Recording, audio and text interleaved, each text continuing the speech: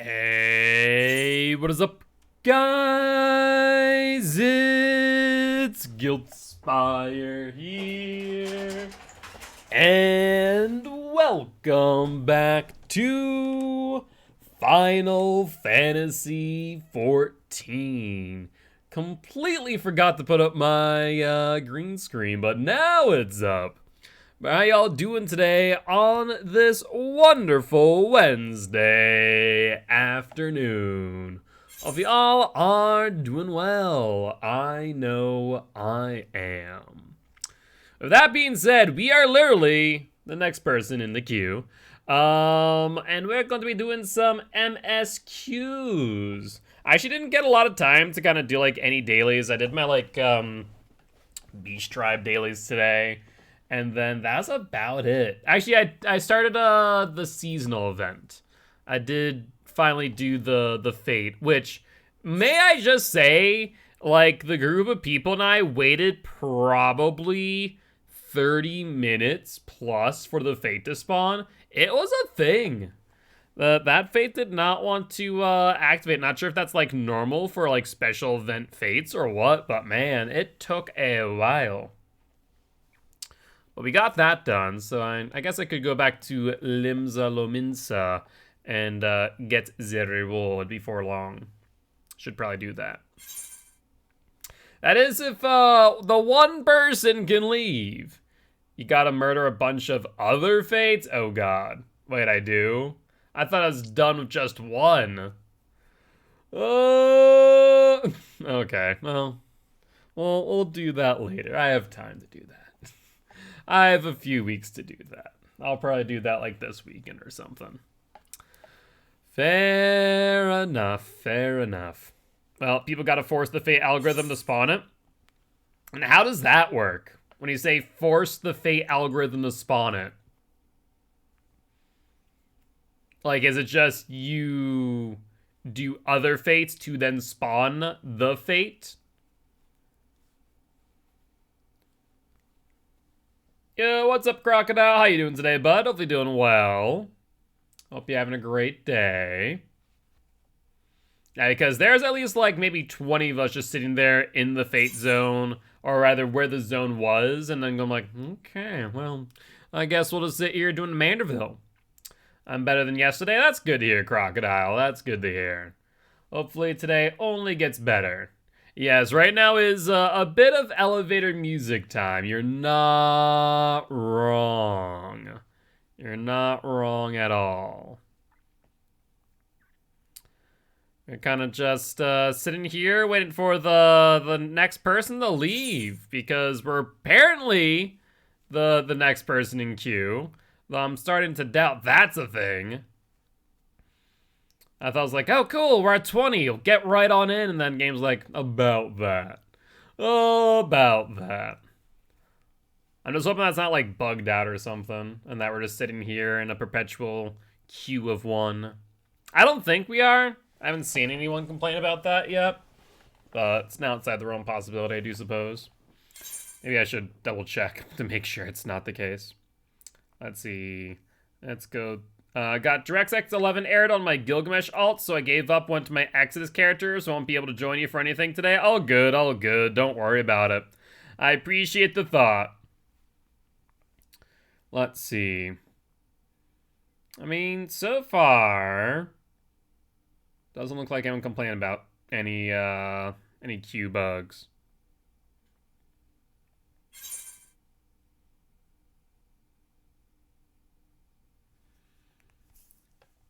So, that's good news at least.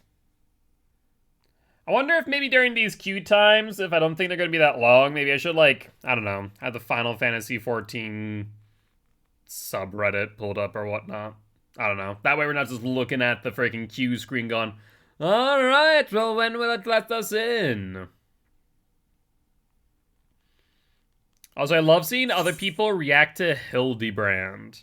The Hildebrand questline was, it was unique, I'll say what. I'll say what.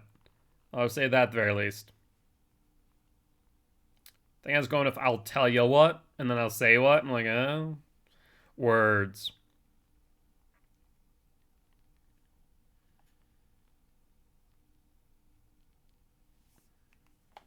All right.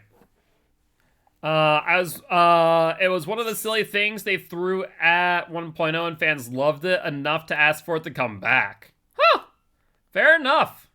Yeah, I mean, Hildebrand, it was a lot of fun. And like I said, it was like off the walls and like probably a gold mine for like out of context pictures, as you guys may or may not have seen in the Discord. I was like, what in the hell is going on? Like, these are some gold snapshots right here. So I would not be against seeing more of those in the future.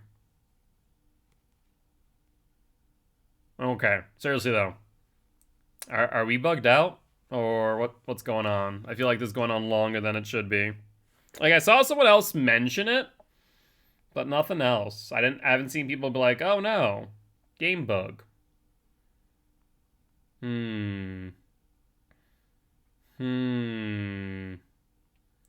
Interesting. Oh, there you go. That just took way longer than I expected. Alright. So let's just go back to, I guess so let's go back to Limsa real quick. Let's complete this, get that out of the way. And then we will start doing the MSQ. God dang it! Just want to click on the crystal. And right there.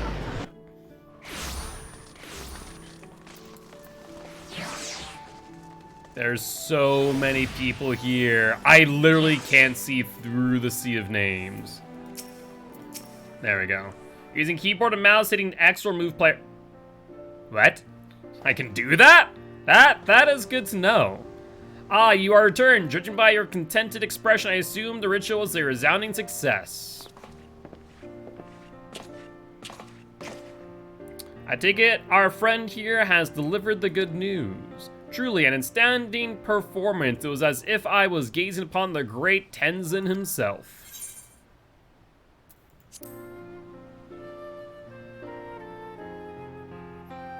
And I'm glad to see you are unharmed. Pray tell, are you familiar with the hero by the name of Tenzin? The tale of Tenzin is far and away the most well-known epic in the Far East. Our little performance just now was inspired by but a part of it. Legend has it that upon stopping at a small village whilst on his travels, Tenzin encountered a starved, crazed tiger. Naturally, he made short work of the beast, thus saving the peasants from their plight. Only works as long as you have the button held, but it's good for a quick grab. That is actually a pretty good idea. Tales such as this tend to become somewhat exaggerated over time, and while I cannot account for the veracity, the importance of helping those in need is something that cannot be overstated. Allow me to extend our thanks to you once again for all that you have done. As promised, this Kabuto is yours to keep. Hey! Very nice. Thank you once again, noble adventurer. We intend to do our performance a few more times during Heaven's Turn.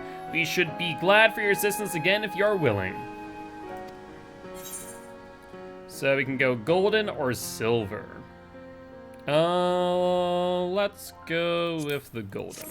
Maybe we might pick up the silver later, since we can redo this event.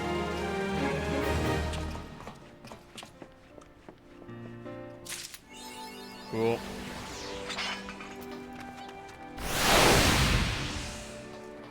So hold, oh, that's not the button. Hold X. Oh, look at that. Yeah, that's actually really helpful. Not gonna lie. So I will keep that in mind for later. Hi, how are you doing, bud? Jumping around. All right, let's go to the MSQ.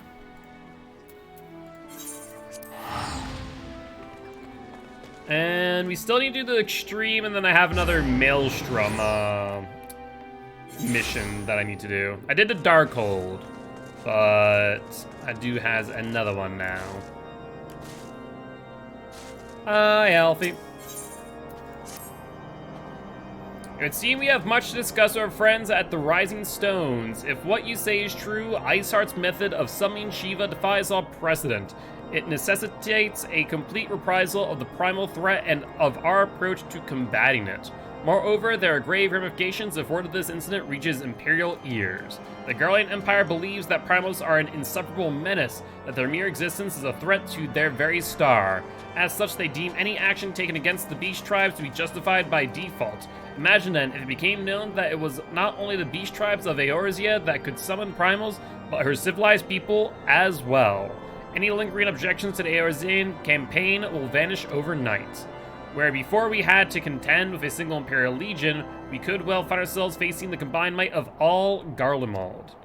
I mean, it wouldn't suggest that it's just someone in Eorzea, right? It would suggest that, theoretically speaking, anyone can summon a primal. I mean, we saw with Gilgamesh summoning Enkidu. So, it pretty much is just, do you have enough Aether? Yes. Did you pray hard enough? Yes! Congratulations! You have summoned a primal. But I speak unadvisedly. Come, Rose. It is better that we continue this conversation in Mordona. Alright.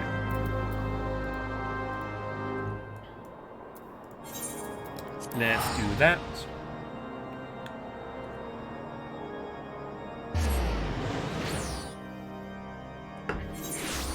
And there we go. Oh, here we are.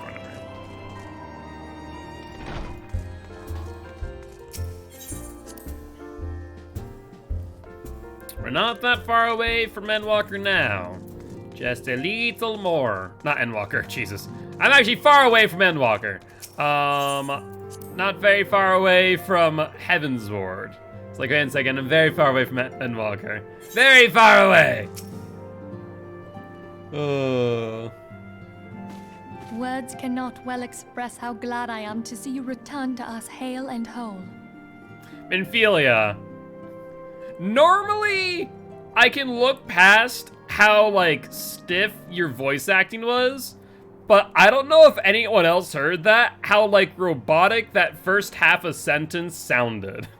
Like, I had to, like, it was so off-putting that, like, it just tripped me up mentally. I'm like, eh? What did I just listen to?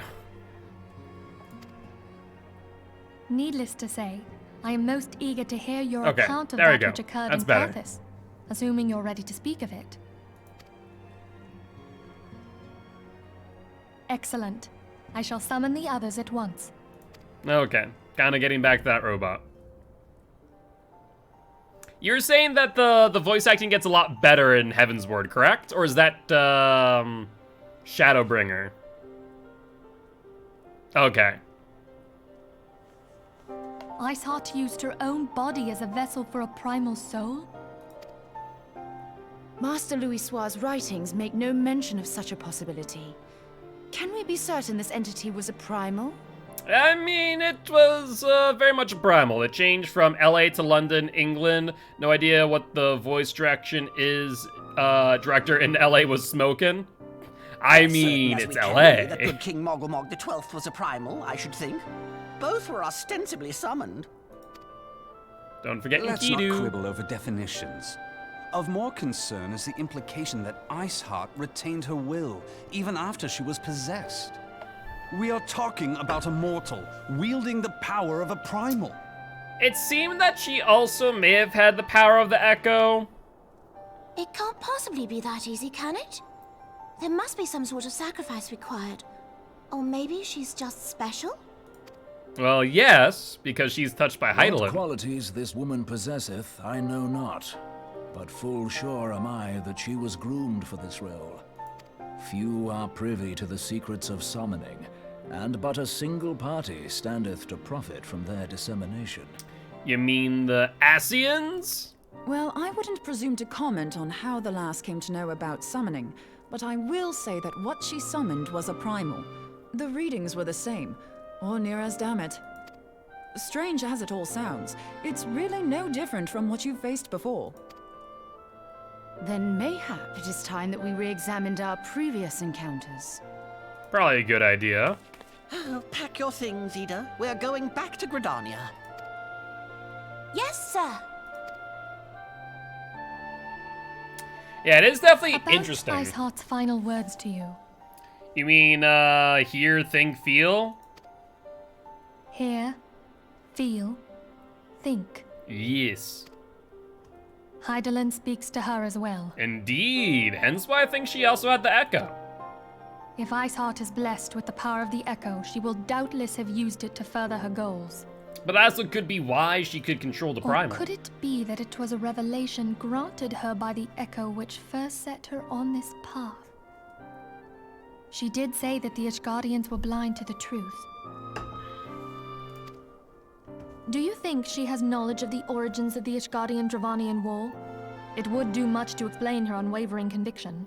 I mean, if she was able to echo into the memories of, the person who lieth dragon Shiva, that would make sense. Did not the Lady Iceheart implore thee to seek the Keeper of the Lake? And did she not imply that in so doing thou wouldst come to see with eyes unclouded? That is accurate. Midgard Zoma was a king amongst kings who reigned for centuries on end. But he is dead and his wisdom lost to the ages. Unless the Ishgardians' fears are well-founded. In which case, Midgard's Ormer.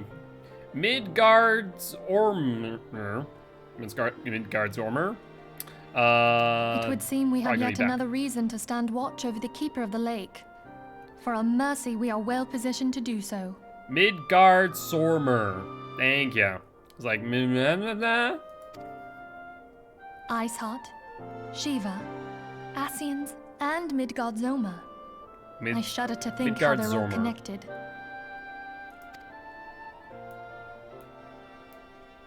Well, it's possible that we might get more answers once we speak with Midgard Sormer. Also, 110 weapon coffer. Well, that will be better than what I have. His name is a bit of a mouthful. Yeah, just a little bit. It's a jumble of words. I mean, scour the annals of knowledge of Midgard Zormer. Given his great age, I dare say he appears in more than a few.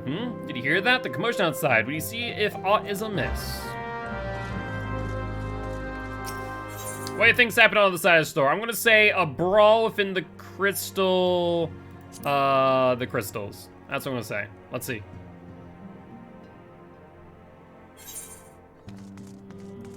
Oh, maybe. Am I right? Maybe not. Rose, 'tis well that you are on hand. We have a problem.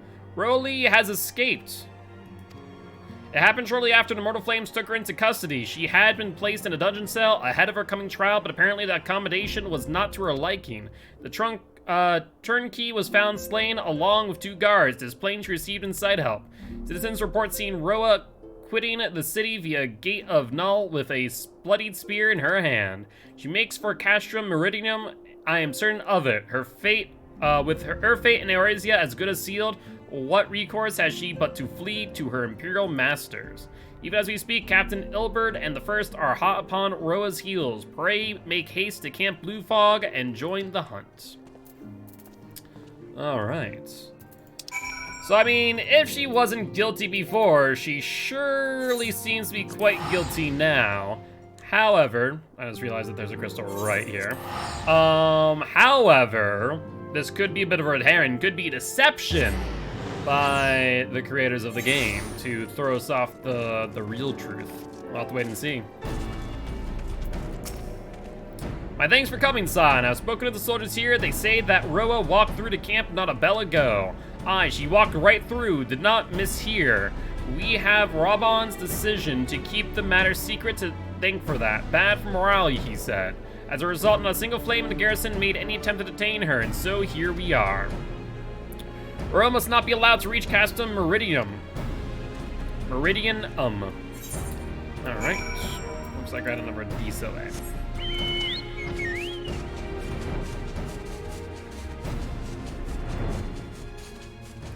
Though we could teleport, we're gonna fly on by.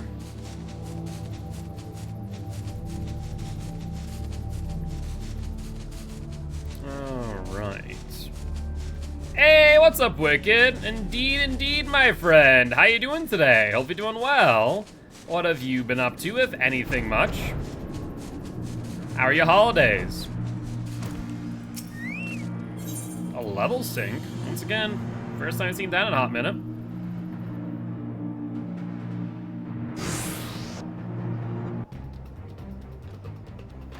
This wretch was with Roa. He threw himself at us that his mistress might escape. She didn't blink when we cut him down, not even when he started screaming. No loyalty even to her own, the goddamn harpy. With me, Scion. We almost have her.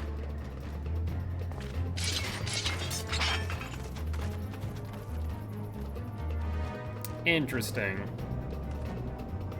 Well, there's Roa talking to the Imperials, so that does seem to be a bit damning, doesn't it?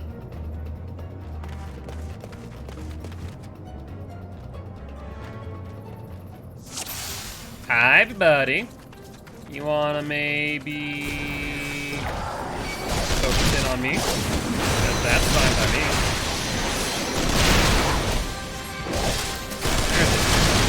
You don't attack anyone else. You only attack me. That's kind of what we're doing here. You only attack me.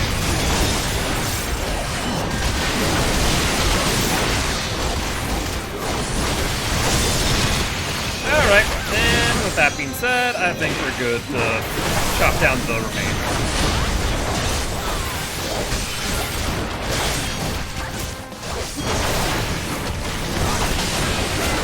Alright, what'd I say? You can only attack me and no one else.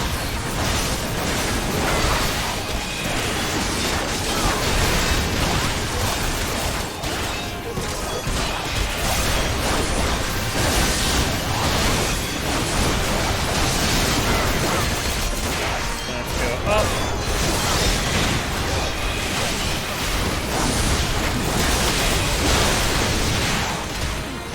Do I even need to worry about the random? Actually, yeah, we can just go energy. Oh, I thought you were dead.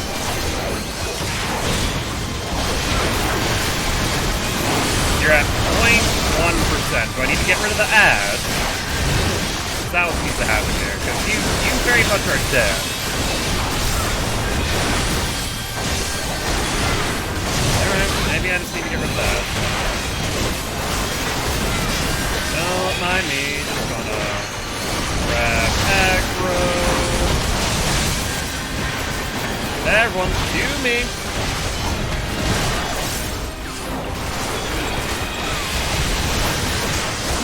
What are you? Stop up and yeah, I don't know why the audio seems a lot louder than normal. Maybe the update decided to break something.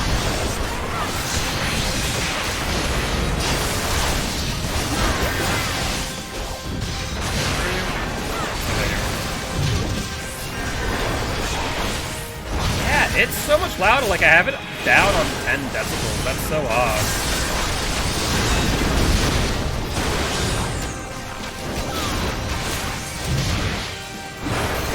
Yeah, on Wednesdays or on variety days, we are playing some Final Fantasy.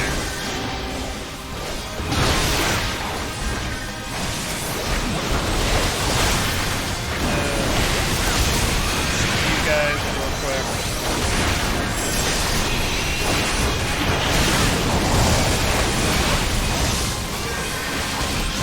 I like how Roa's literally dead and then the enemies just keep on piling in.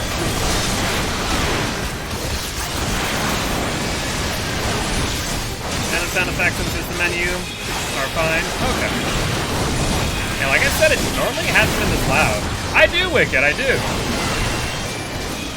There are a great many people that I remember. I do remember you as well, though.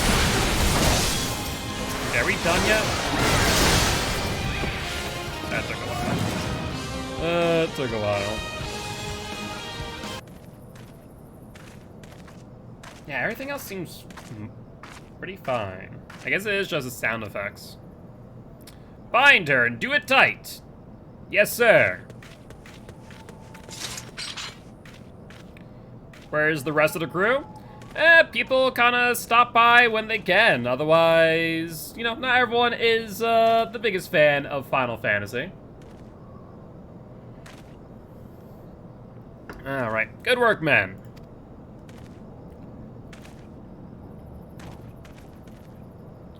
She and her Imperial cronies pushed us close, but we were better. I wouldn't even say close. Behold, a respected officer of the Mortal Flames. People looked up to you and as one of the Order's founding members, one of its pillars. It saddens me to see you fallen so low. What would you know of low? You, a spoiled little lordling who has never known any want. It's nice talking to you again, Wicked. People such as you take wealth and birth for granted. You think it's your God's-given right to rule over others. You know not of our plight the injustice that we low-born Ishgardians must endure. To noble lords and ladies who are not people, but resources to be consumed. I did what I had to do to survive. Stealing, killing, even whoring myself is no fault of mine. It fools and imagined me a paragon when I joined the Flames. To hear you tell it, one would think you the only person ever to have suffered. In case you have forgotten, Raban himself was born into poverty, as was I. We lived hand to mouth. With little more than the shirts on our backs, hunger was our constant companion. Yet never did we bemoan our lot in life, nor did we begrudge others their fortunes. We accepted the hand that we were dealt, had been dealt, and played it to the best of our abilities. Life was a battle, aye, but no matter what fate threw at us, we took it on the chin and came back for more. Everything we have, we fought for. How are we any different then? 'Tis true that we both have mercenaries of lowly birth, and 'tis true that we both had our fair share of struggles. But whereas I sold my sword, you, Marshal, you sold your comrades. If life has taught me one thing, it is you never betray your own. I would sooner cut off my own arm than raise a hand against a friend. But enough talk. You will return to Ul'dah to face justice and the people whose trust you have dragged through the gutter.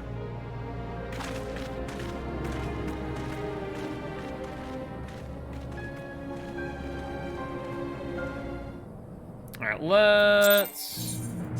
Alright. Fix...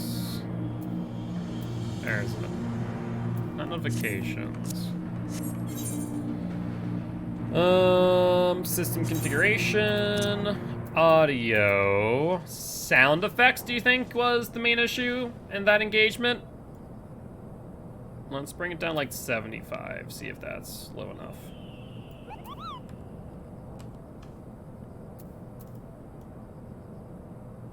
Fine. Really? I'm like, I want to bring it up to 75. I won't bring it down to 75. Fine, 70. Why is this such a pain? Fine. There. 70. Yeah, if anything like that happens again, let me know. I'll adjust the audio as need be.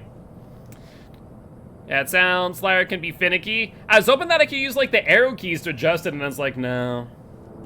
Not so much as a hint of remorse. 'Tis well that this sordid business is finally at an end. A friend's betrayal cuts deeper than steel. We must hope that we have chosen our own allies more wisely than Ramban chose his. Ooh, cutscene. I've heard. Truly bothersome business. Hi, Teleji. Why are you always here? Do you not have your own place to discuss your nefarious deeds? No, I do not foresee a problem on that front. The main concern is Raban. There is no telling what the brute might do. Have the Blades watch him in the flames day and night. Have the Blades? Wait, so does Teleji pretty much just control the Blades? You may leave the Sultana to me. I shall personally attend her grace. Teleji, don't get me wrong, but it sounds like you're going to assassinate the Sultana.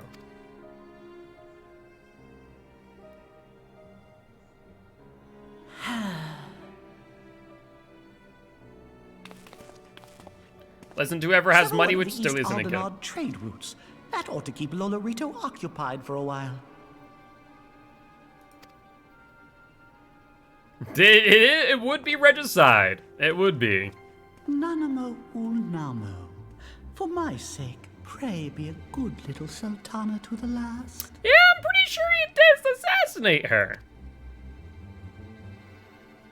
I hope he knows if he does so, Raban's going to step on his small head.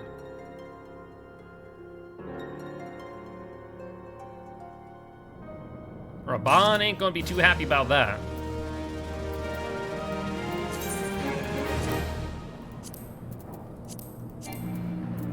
That card's already been claimed.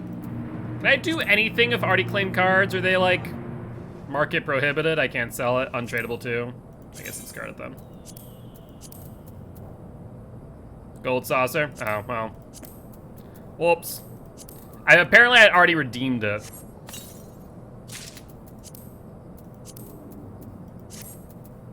All right, so we got. You could sell them to the trad trader for MGP.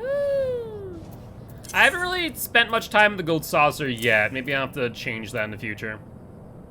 All right, so we're at 110 on our weapon now, and everything else is at 130. So we're up there in our item level for a while. Captain Ilberd and I have a few questions for the Flame Marshal regarding the circumstances of her miraculous escape. When we have completed our interrogation, we shall take our findings directly to General Raban, and that shall be the end of it. Your work here is done, my friend, thanks. But I have one last task for you. Return to the Rising Stone and apprise Menphilia of all that has happened. I'm worried that Menphilia held Roa in high regard. For better or for worse, she will want to know how this tale ends. All right. Oh, let's teleport on back, shall we?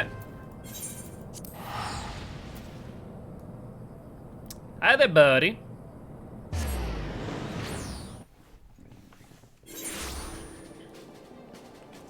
Alright. Menphilia, what are your thoughts on the trader? Yeah, what's up, Ashy? How you doing? How you doing? Hope you're doing well. How was your holidays? How about your New Year's?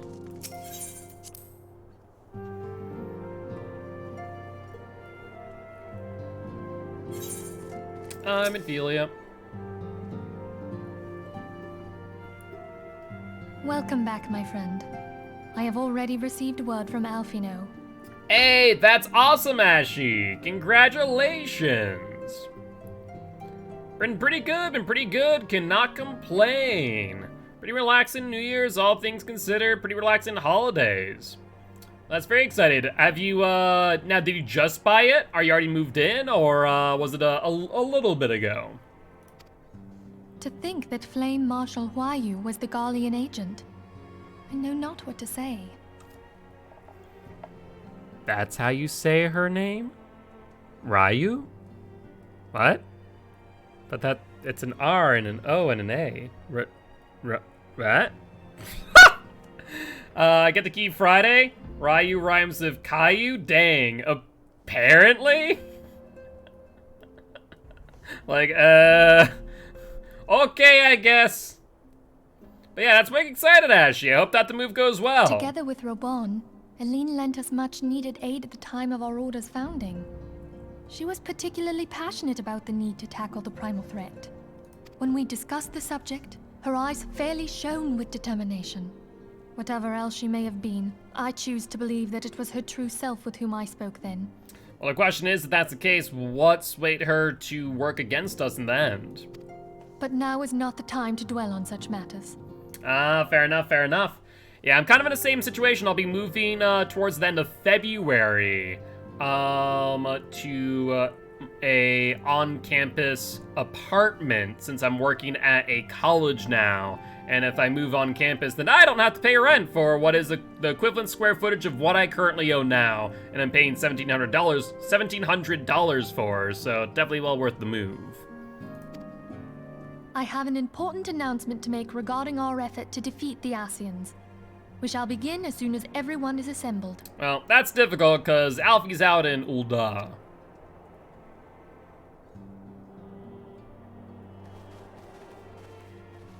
Now looks like Alfie will not be attending. My thanks for coming, friends.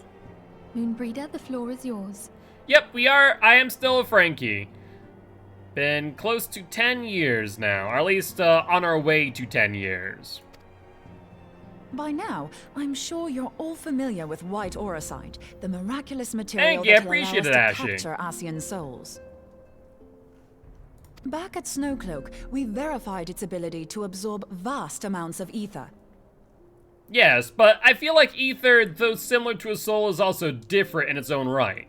Alas, it leaves something to be desired in the area of stability. Okay. The stone can only store ether for a short while before expelling its contents.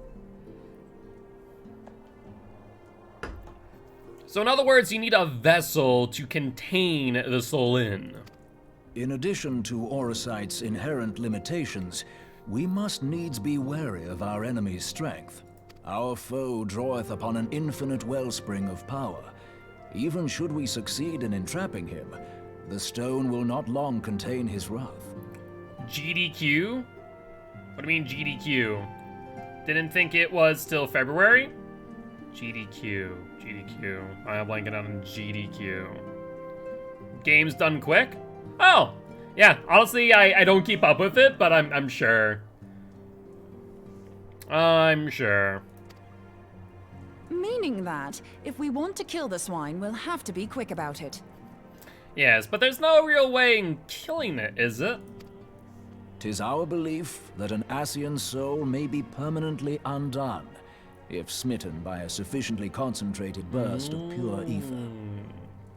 So in other words, we need a lot of pure crystal.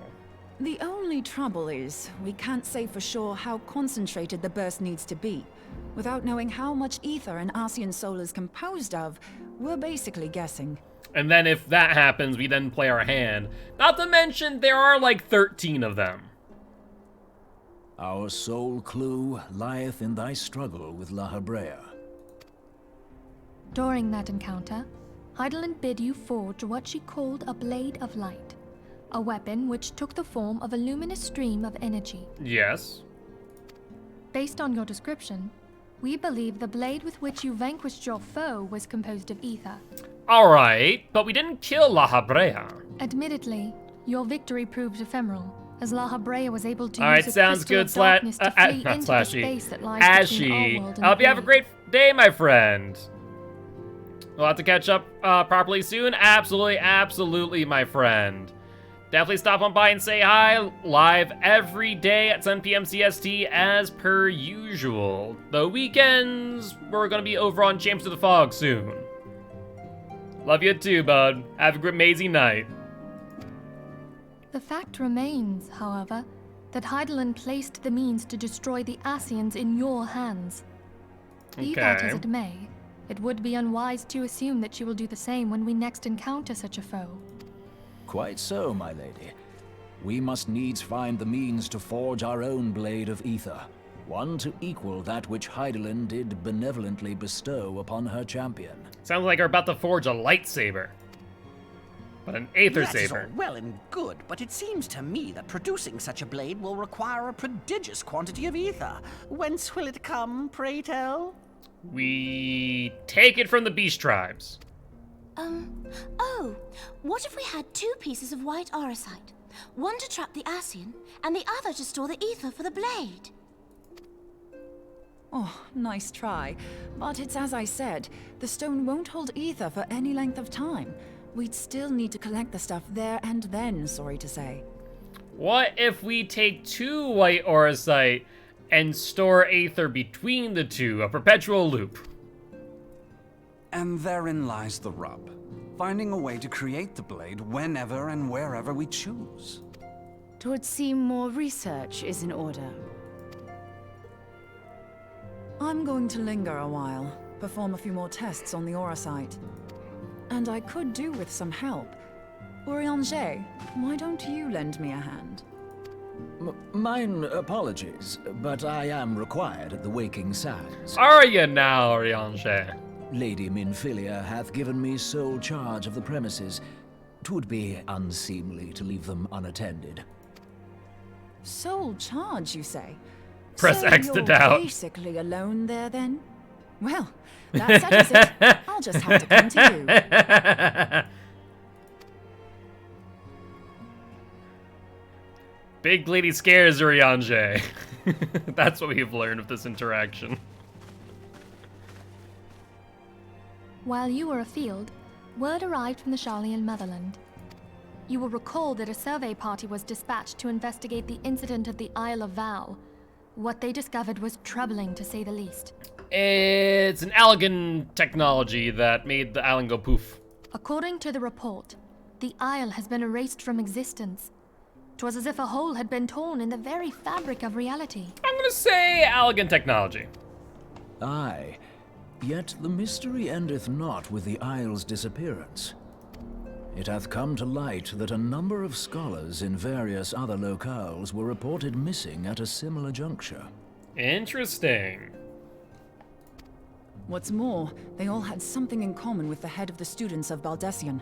Every last one of them was researching a phenomenon called dimensional compression, or the rejoining as the ancient texts call it. I'll be damned if that's a coincidence. Where did we hear that prior? We heard the term rejoining, but I forget exactly where. Was it the Seans speaking of it? All indications suggest Asian involvement. But I sense that a force greater still is at work. The entity the Dark Beings call the One True God. We must pray that my dear friend Kryl regains consciousness soon. If she bore witness to the Isle of Val's final moments, she may be able to shed some light on this mystery. And while she's at it, suffer immense amounts of survivor guilt and PTSD.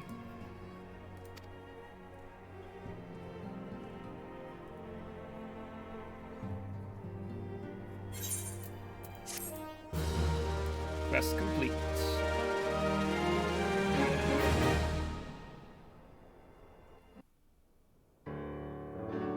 Hey, another cutscene. Well, here's Alfie, he's Roban, and Ilberd. Where's the Sultana? Following calamity, the forces of the 14th Imperial Legion entrenched themselves in strategic locations across Eorzea. So swiftly did they accomplish this, it was suspected that they had received help. To think that it came from Huayu, my right hand. I still don't understand how that spelling results in that pronunciation. There is more. We have reason to believe that Huayu didn't deal exclusively with the 14th. She also answered to a higher authority in Garlemald. But this higher authority could not have been the Emperor. By consenting to the Media Project, Solus Zos Galvus showed himself to be more concerned about preventing the spread of primal influence than claiming Eorzea for the Empire. He would happily have seen the lot reduced to ash. Like, I'm fine if there's, like, different pronunciations between people in Ul'dah versus Gridania versus Limsa versus wherever else, right? Because regions have different ways of saying things, different accent, whatnot. But these two men said that name a different way, and they're both from Ul'dah. So, no excuse there. We believe a number of high-ranking figures within the royal household were against the decision, but that they knew better than to oppose the Emperor openly. Of course, this didn't prevent them from making clandestine provisions, in which Huayu played a part. Alas, these provisions did not prevent Dalamud from falling, and the ensuing chaos changed the face of the realm forever. Yet Eorzea survived. Like, play recordings of the characters for VAs after they've been away for a while so the actors can get back into character? That's smart! To all intents and purposes, the Meteor Project had failed, and the Empire was left to rue its lack of a decisive means to eliminate the primals. Until, that is, it stumbled upon the Ultima weapon. And there's no way that the Empire doesn't know about Omega, right? Even before the accursed thing was dug up, it seemed to me the 14th had the might to overwhelm our weakened armies. Yet they chose to hide behind their walls. Why? The Black Wolf was wary of making the denizens of Eorzea desperate, lest more primals emerge to bleed the land. The discovery of the Ultima weapon, however, emboldened him to resume his war of conquest in earnest. Yeah, that didn't work out too well. But there was one in Garlemald who believed that Van Belsar's actions were premature. One who stood higher in the Imperial Army's chain of command. He ordered the Legatus to halt his advance, only to find that the Black Wolf had slipped its leash, and that the 14th now acted alone. Who was that? In a bid to bring Van Belsar to heel, He used the agent he had planted in Ul'dah prior to the Calamity to undermine the Legion's efforts. Huh, interesting. A man who outranks Van Belsar had opposed the late Emperor's decision to annihilate Eorzea. This could only be the former High Legatus of the Garlean army, now known as Emperor Varus Zos Galvus. Huh. So he was Hua Yu's true master. Interesting. But one of several in actual fact. We've learned that even as Hua Yu served the Empire's interests, she sold Imperial secrets to a certain faction in Eorzea. In so doing, she helped to maintain the status quo, thus prolonging the conflict. Considering who stands to profit from war, it isn't hard to imagine who her other masters were. The Syndicate? 7 hells! You mean to say that she was a double agent? Triple, if you consider her services to Van Belsar and the new Emperor as separate. No, I decided that the PTB, though, does include some very interesting things. Like, there isn't enough for me to go, okay, let's test this out and, like, make a few days of this. Like, maybe a few matches worth of testing out, like, Boil Over, testing out Power Struggle, the new wiggle mechanics, stuff like that. That I will say, though, Dead Man Switch looks nasty in combination with Scourgehook. But with that being said, I was like, not sure. So, decided to stick with some Final Fantasy, as I'm not going to have many variety days going forward. It's going to be this Wednesday, next Saturday, and then we're on Wednesday only for variety days, as we'll be doing COTF for 8 weeks. As neatly as these pieces seem to fit, one aspect of the puzzle remains unclear to me. By whose will was the Marshal feeding intelligence to the heretics? And try as I might, I fail to see how aiding their cause would profit either her Imperial or Monetarist masters. Well, confirm that there's the ability to create primals, that you don't need a beast tribe, that, theoretically speaking, the group of monetarists with enough Aether, which, since they are rather wealthy, they could probably create one of their own. Could it be that another hand is at work here? If so, Hua Yu must be made to reveal whose it is.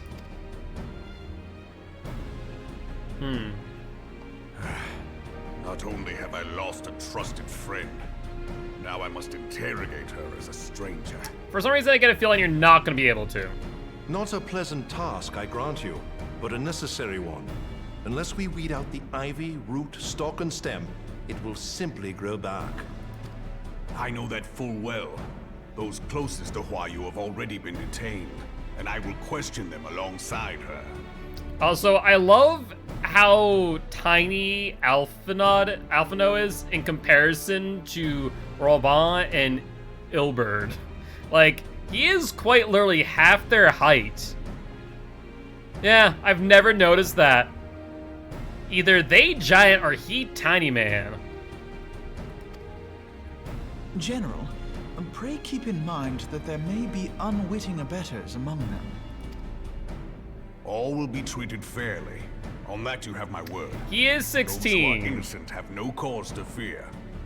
We're in a bit of a time bubble because, like, significant time has passed since I arrived in Eorzea to now, but, like, no time has passed. So he is perpetually 16. You have ever been a friend of truth, General. I hope the unpleasant task of weeding out falsehood will not detain you too long. Though it be for the sake of Eorzea, doubting one's comrades is poison did they? to the They did. soul. Also, for the record, this Alphino does not speak like a 16-year-old nor act like one. Yes, Charlian might be a pinnacle of education and knowledge, but still, the world's oldest teenager, pretty much. Pretty much. And with that, I take my leave.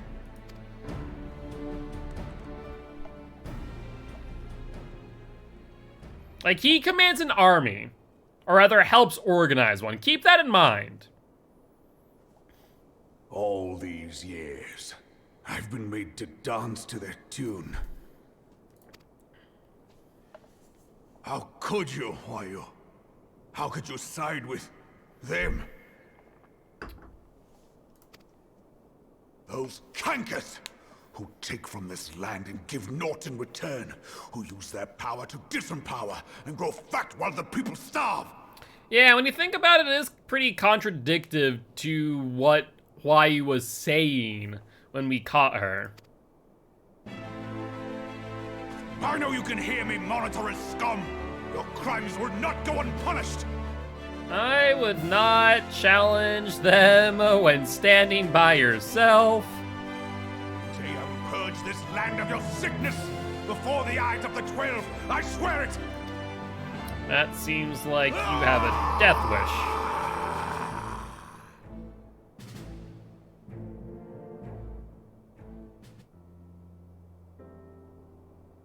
Is this the Sultana's room? It is. I shall have no further need of you this day. Your Grace. And how does Nanamo? Like, all Lalfel's ages are deceiving. I fear that not even mine own chambers shall remain private for long. Has the situation grown so grim? Connie Senna's here. Oh. Early 20s? Ever since he proposed the Cartano Reclamation Bill, Teleji Adeleji has risen to greater prominence upon the backs of impoverished refugees. The monetarists were ever united in their pursuit of profit, but the man's actions have torn a rift in their ranks. They snap at each other as rabid dogs. Last week says she says 21 and updated 2.0, 15 prior to that. 15. Ah, yes. I mean, I guess in our own history, 15-year-olds have led, empires. So it's not outside of the realm of possibility. But once again, she does not speak like a 15-year-old.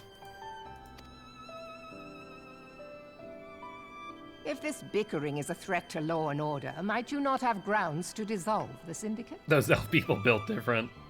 Well, she's a Lalafell on top of which. Would that the solution were so simple, Admiral. Alas, my moving to dissolve the syndicate is certain to spark outrage among the influential merchant class, whom the Cabal represents. This would serve to exacerbate the current unrest, and peace would slip still further away. Be they rich or poor, natives or refugees, all who reside in Ul'dah have a right to pursue happiness. It is the duty of a ruler to protect this right. At the same time, very clearly they display examples of corruption, and for that you could probably arrest them. Humans live to be about 100 on average, elves about 120 or so, and others vary.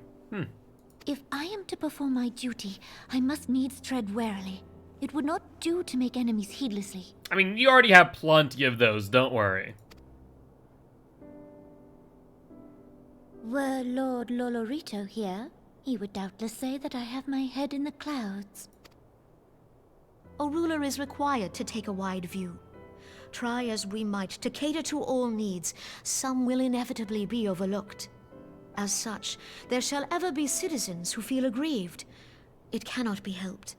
This is accurate. But as you have informed us, the monetarists take no view but their own. They hunger for power while the masses starve.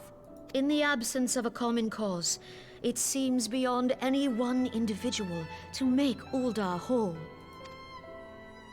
And the presence of a Garlean agent within the Immortal Flames only makes matters worse.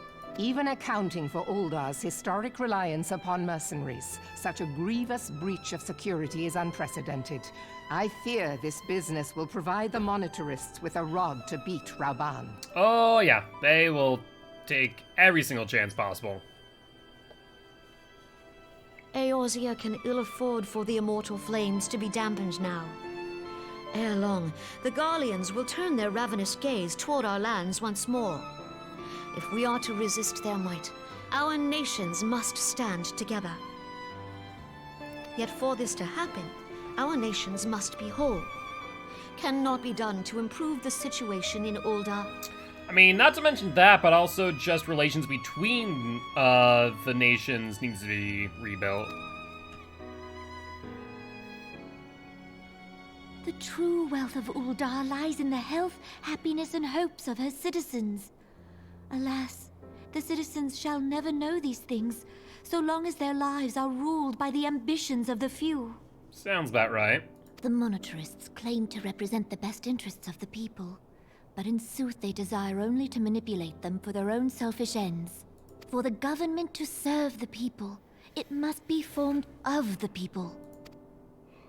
For Uldar to move forward, it is not only the Syndicate that must be dissolved. Ooh, she's talking about dissolving the Sultana as well. Nay, you jest. No, I mean, she's not wrong in the idea. My friends, it was for no other reason than to make known to you mine intent that I requested your presence here. When I make my declaration to the people, chaos shall inevitably ensue. As the last monarch in the line of Ul, I make unto you this request. Help Roban to preserve order and protect the people. Forsake them, and you forsake yourselves. For a strong Eorzea will ever have need of a strong Uldar. Very interesting. Could, what's his face know that this Your was Grace, happening? Are you certain of this?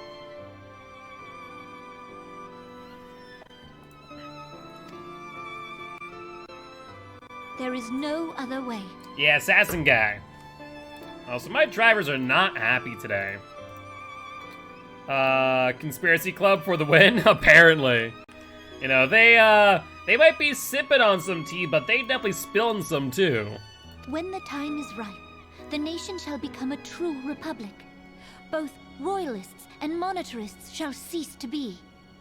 That's if they don't kill you first. Uldar will no longer belong to kings or queens or merchant princes, but to her people.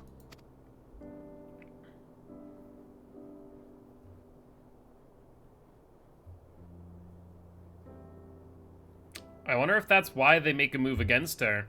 Roban, forgive me for casting aside all that you have toiled for in my name. Beyond this gesture, I am powerless to help my subjects.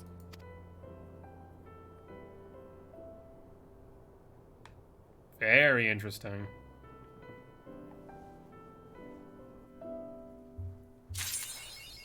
And I'm just here speaking of Minfield, like, ah, yes, the day is good. Dreams of Ice.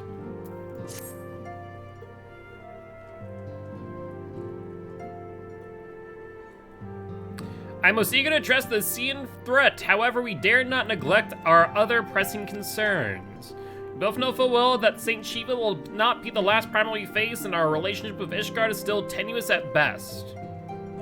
To think that the resolution of the primal threat was once the sole priority of the signs of the Seventh Dawn. Some days I wonder if it was wise for us to take on so many other responsibilities.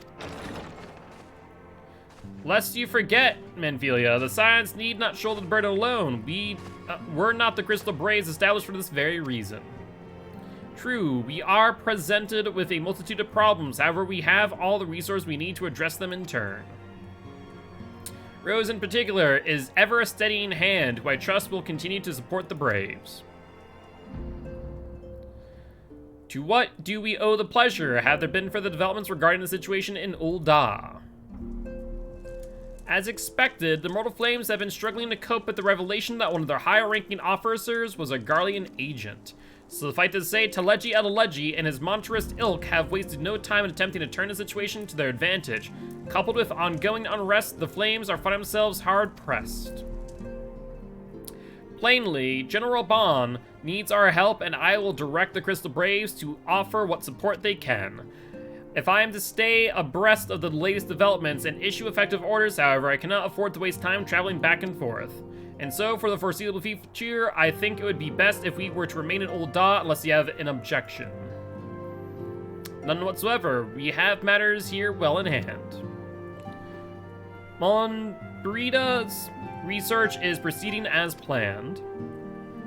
So she tells me, though I'm not Moonbreeder. I'm not familiar with the details. Oranger is poring over his tomes at the waking sands, and the others are contributing in their own ways. Alas, the key problem, how to form an ethereal blade at will, remains unsolved. Nevertheless, it is only a matter of time. Rose, while we focus on attacks, we're happy you could assist Alphino and his braves with theirs. It do much to restore faith in the immortal flames. The Warrior of Light was seen working on their behalf.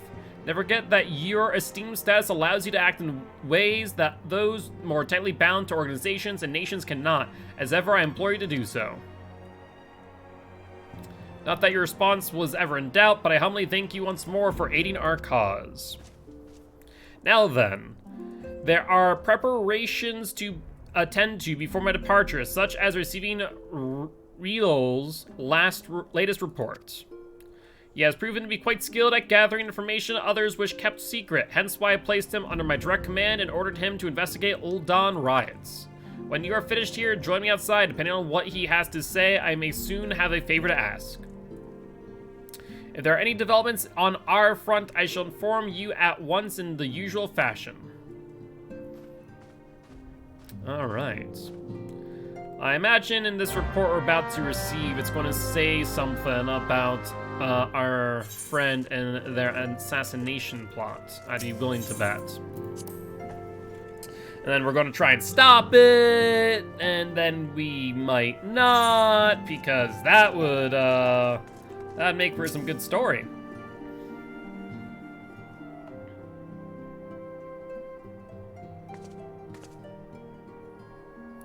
Pleasure as always, Rose. You'll be escorting the commander to Old Die, take it. Actually, I had another task in mind for her. If you'd be so kind as to repeat your report for her benefit. Right then.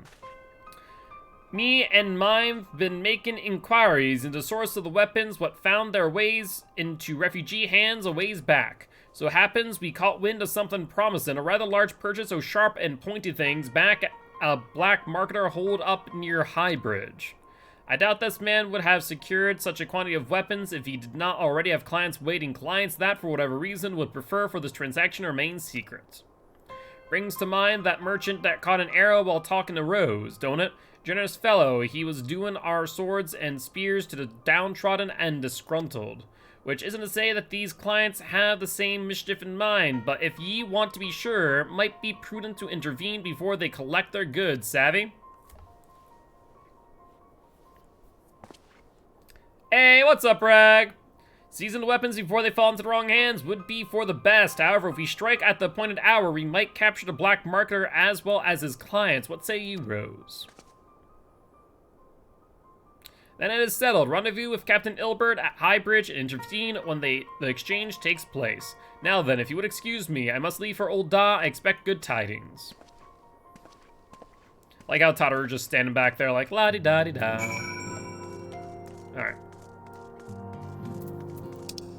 Let's see, Thanalan.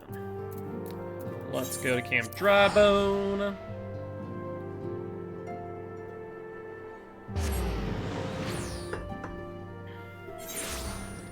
And let's see. Who do we think is the merchant over at High Bridge? I mean, I doubt that, our assassin friend is going to do it themselves, so an underling, more likely than not.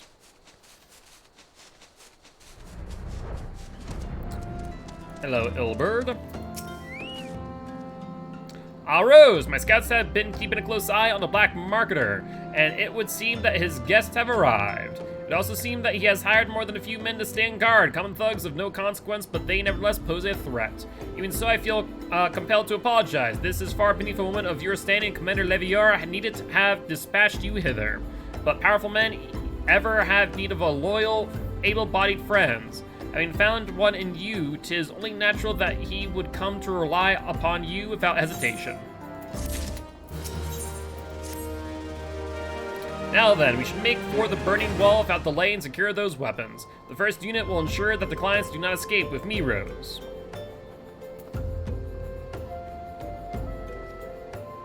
You gonna run off too? Took you long enough. we're going over here. I've been here a few times. Mainly for side quests. Other than that, don't make much use of this area. Alright. Thankfully, I don't need to worry about mirror knights anymore. Hold up. Where are we? Up or down? Up.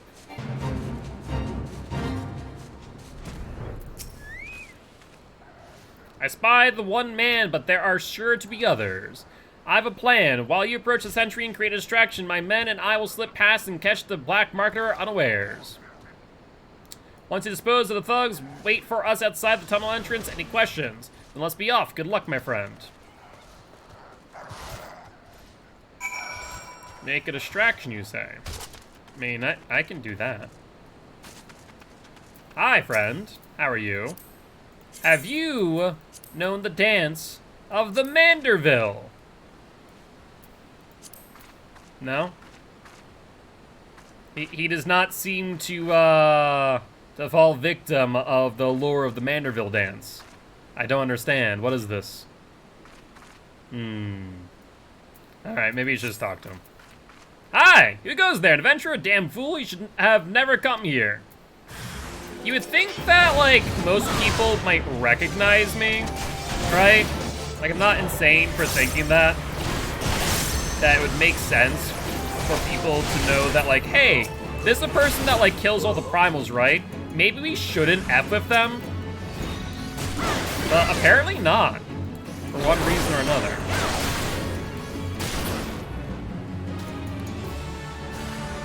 No? Still coming?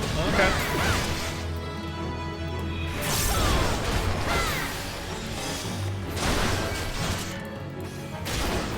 And down we go.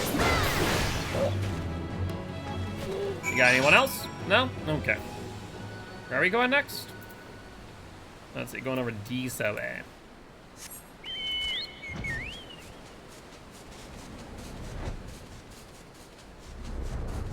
There's the destination. And let's see what we find as we wait here.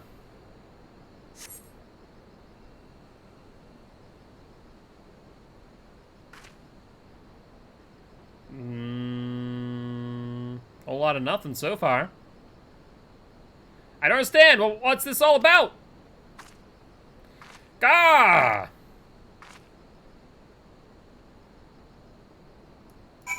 Eh.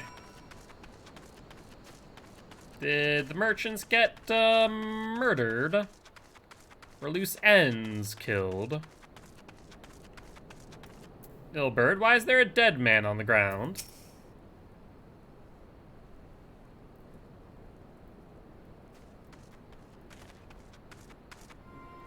As you can see, this is a fine mess. When I tried to restrain him, he drew a hidden blade and lashed out, but before I could disarm him, one of my subordinates panicked, and this is the result.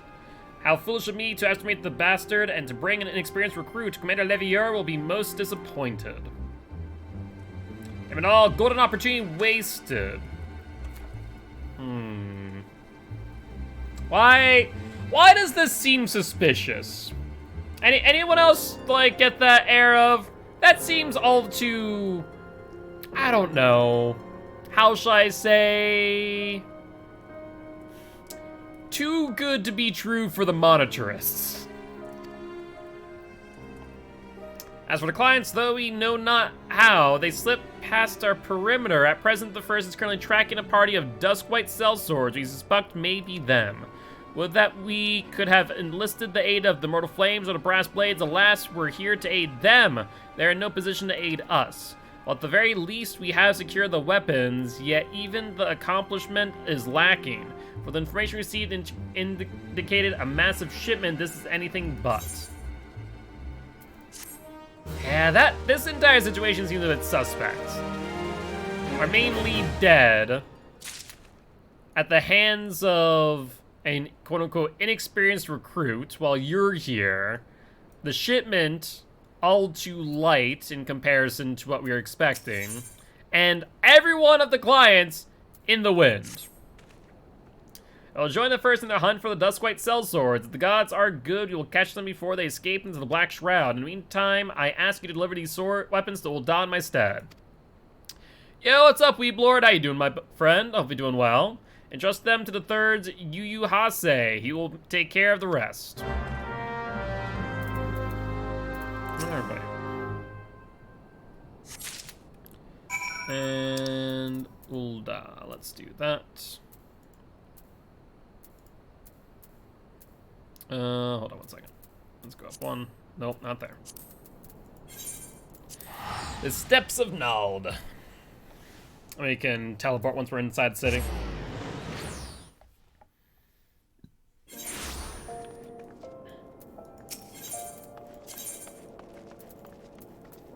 Alright, looks like Weaver's Guild's a good place. Let's go there. Are we going the wrong way? We are going the wrong way. Alright. Well, we have weapons in tow, but very little to show for our engagement with the would-be merchant. Ah, the Warrior Light, ever reliable friend of the Crystal Braves. You have my deepest thanks for your assistance in Korthus. Now, what brings you to us this day? Can I pick a point for perk? Can I pick a point for perk now? Can I pick a point for perk? I don't think that'd work out too well, to be honest with you. Don't think Rose here would be able to use Scourge Stroke Pain Resonance. I get the weapons with a certain black marketer, courtesy of Captain Ilberd, you say. Understood. Once you catalog the contents, I'll have them delivered to the Hall of Flames. This cannot be everything, can it? Riel stated with confidence that there would be a far greater quantity of weapons. A blatant falsehood. Clearly, Riel is unfamiliar with the ways of Ul'dah merchants, who would ever strive to present themselves as greater than they are. We should be thankful that his information was not completely erroneous and that we managed to achieve anything of worth at all. It's still something we're celebrating, isn't it, Lieutenant? Besides, we've got more important things to worry about, like fighting those Garleans up north. Was that kid? That is a Lalafell. They are not as young as they seem. They are all that short. There'll be no fighting if I have anything to say about it. Our orders are to stand watch, not to seek glory in battle. If you have no further need of us, then I shall take my unit to Ceruleum Processing Plant. Time for the fourth Earner Keep. Fight well, Eliana. Alianne, for the freedom of all.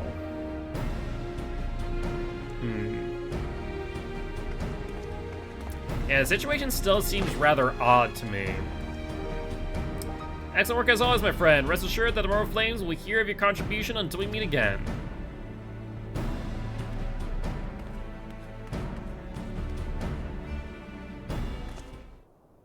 Rose, word if it please ye. Not here. Look at for me at the Sapphire Avenue Exchange. No need for whistling this time. Don't you worry. Okay. So I get a feeling he's going to be a bit concerned with the results of the situation. As I am as well. Though I'd be dumbfounded to believe that Ilberd... I don't know. Like, I don't expect Ilberd to also be a double agent, but it's not outside the impossibility at the end of the day.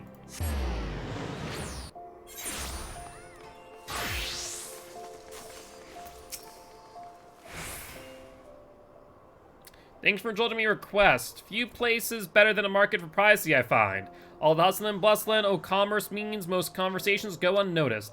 I'll get to the point at the Bryn Wall when you and the captain interrupted exchange. What happened? Tell me everything, leave no detail out.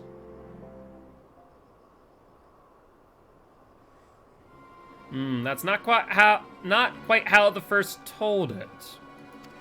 Those Duskwights, they were chasing. Latest word is that we lost the trail. But you never saw him yourself. Not before the fight started, and not after. Something ain't right. I don't know what it is, but I can feel it in my bones. You and me both, bud. I'm not daft enough to be misled by some merchant's drunken boasts. Our information was liable, gods damn it. I know he purchased those weapons. As if I've ever deciphered a moneylender's books or had to follow a transaction back to its source. Did plenty of that back when the Braves were still getting started. Believe me, the commander wanted assurances that we weren't taking Gil from the wrong sort of benefactors. Of course, these days, the money flows like water, and the first and third get the shiniest new toys. Forgive me, friend. I have a lot on mind these days and appreciate ye lending an ear. Right then, best to get back to it. This is interesting. Rose, can you hear me? This is Tataru. Your presence earlier requested at the Rising Stone. Please come and see me as soon as you are able. Alright. Yeah, all of this seems a bit suspect.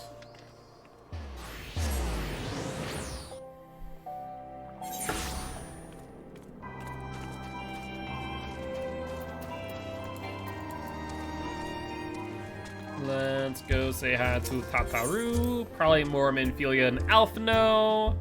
Oh no, we actually are speaking to Tataru. Look at that.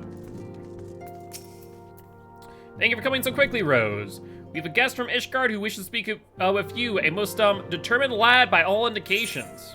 A determined lad. Uh-oh. Our guest is with the Minfilia and the Solar at present. Let's not keep them waiting any longer, shall we? That didn't look good. At least not on that quick thumbnail.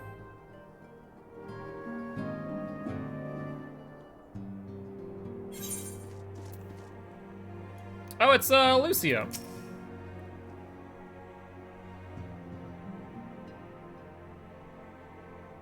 We have a guest from Ishgard who wishes to speak with you. I see that. I believe Hi, the friend. two of you have met. We have. We have. I had hoped to speak with Commander Leveilleur as well, but I cannot afford to wait any longer. The Lord Commander sent me hither to request your aid in a matter of grave import. You see now why I had Tataru summon you.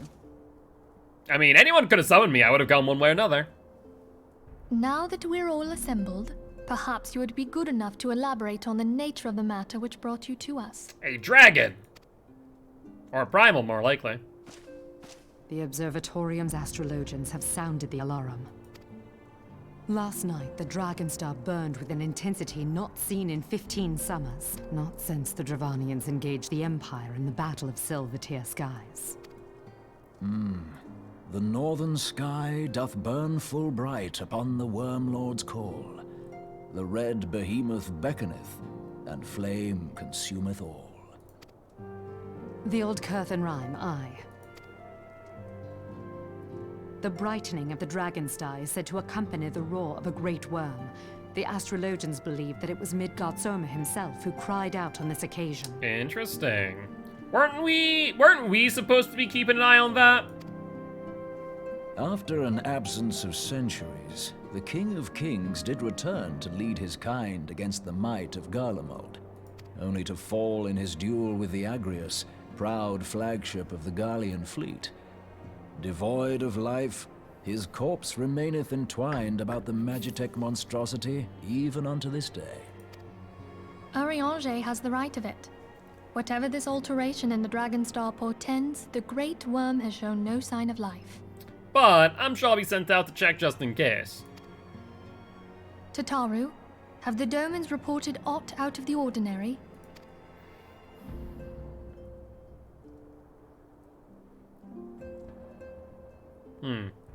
Correct me if I'm wrong, but if Midgard-Soma had roared, wouldn't we have heard it here in Revenant's Toll? I mean, it is a big dragon. Roar is but a figure of speech. Dravanians can communicate in ways beyond our ken. It is for this very reason that we are forced to look for signs in the heavens. We cannot say with any confidence that a great worm roared at all, much less that it was Midgard-Soma. So it could have been something else. Maybe, only by directly examining the friend keeper of Iceheart. the lake can we be certain. However, it will take too long to gain the Holy See's approval to dispatch the Temple Knights. And hence, we are gonna go. Therefore, Sir Emric would entrust this task to you. Do you accept? I mean, is that a question? We knew you would not disappoint us. Now, if you would excuse me, I must return and assist the Lord Commander. We have precious little time to prepare. To prepare for what, pray tell? War, my friend. When a great worm roars, his brethren cannot choose but answer. We prepare for battle.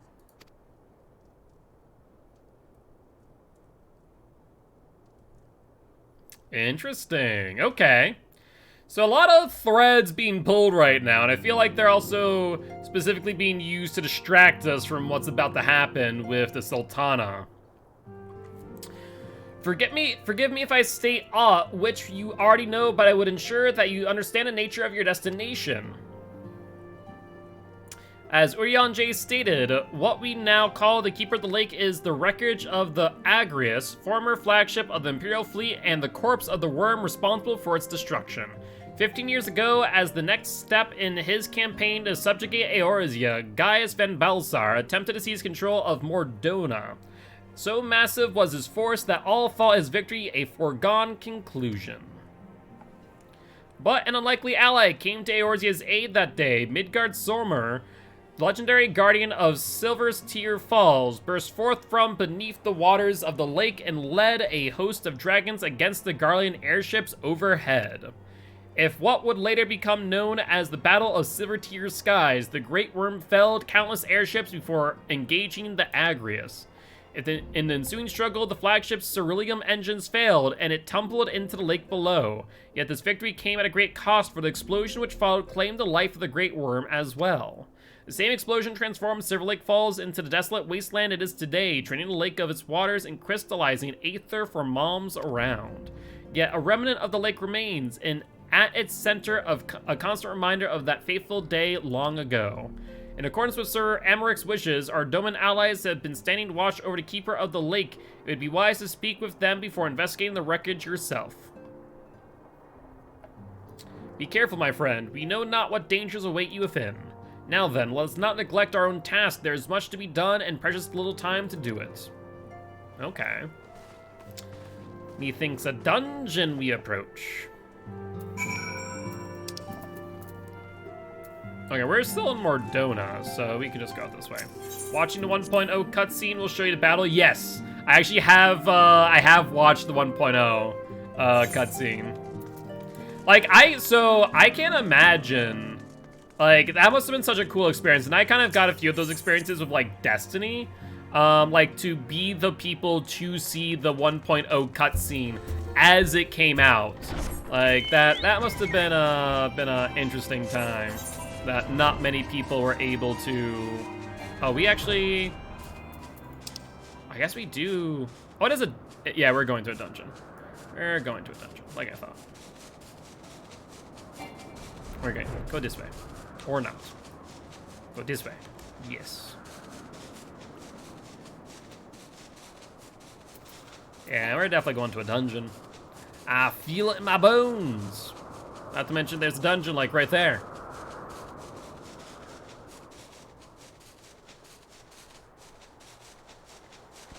Nope, right below us.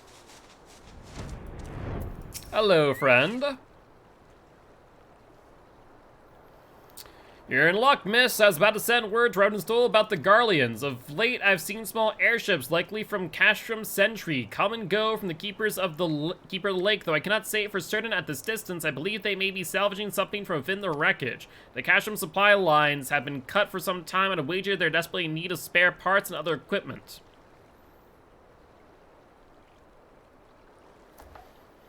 So it is true then. The Guardians honestly feel the worm might rise again. Well, from here that seems rather unlikely, but if it's assurances they want, you've no choice but to inspect the corpse of its entirety. Easy said than done, given the creature which inhabit the wreckage and the aforementioned Garleans who would won't take kindly to your presence. They're sure to fire upon an airship, so I advise a more stealthy approach. Take this boat and a few of your comrades to the base of the Agrius, then climb to the top. That's the only viable approach, I'd say. Yep. Keep the lake now accessible.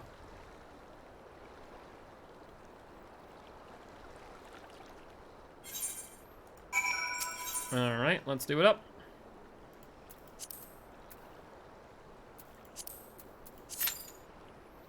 And now we wait. We do a bit of waiting now. Let's see, what's this? 46. I mean, it's right here. I might as well just join the fate in the meanwhile. Let's see, what are we doing? Oh, never mind.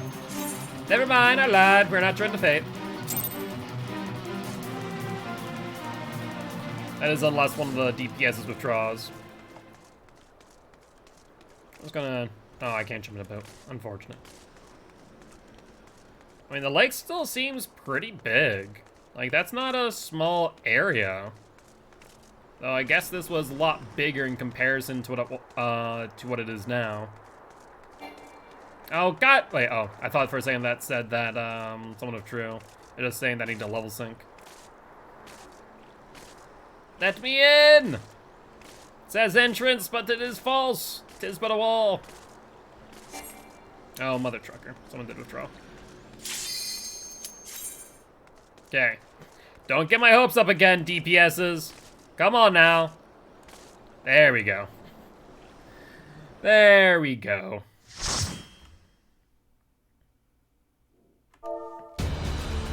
Whoa.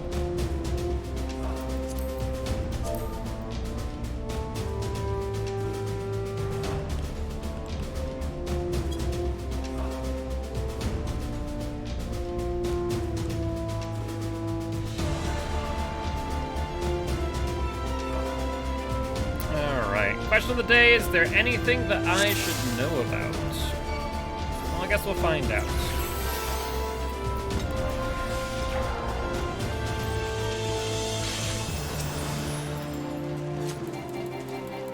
Let's grab the cod piece. Hit all of you. I guess that's as far as we go here.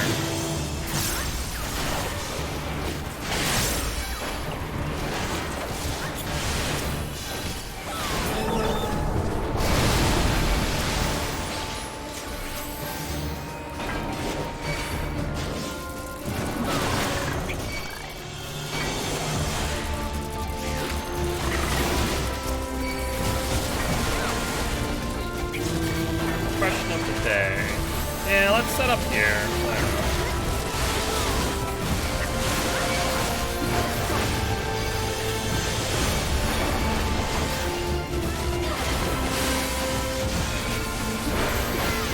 So many AoE effects, I swear to God.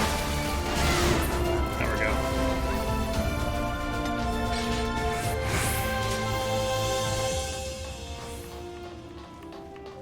Alright, let's grab the whole Nix. Thank you, bud. Appreciate the help. So it did not grab the goblins for some reason. Come on, bud.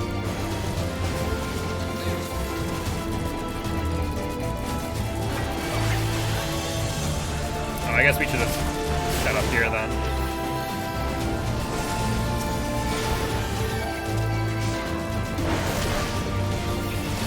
Turned off in character config? What can?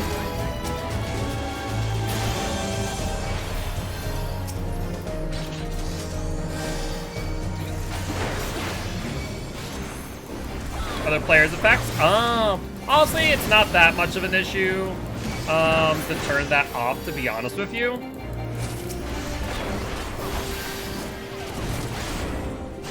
I imagine that we should bring it over to the tank. Right? Or should we not? Oh, we shouldn't bring it to the tank. It will heat it up. I see now. I see now.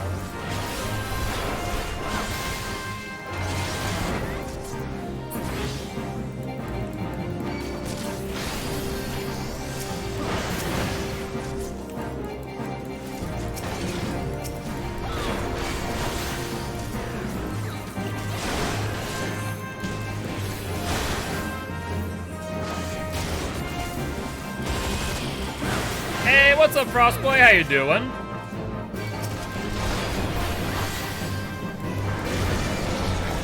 Oh, that's a thing. A mini cannon, you say? Why does this thing have a mini cannon?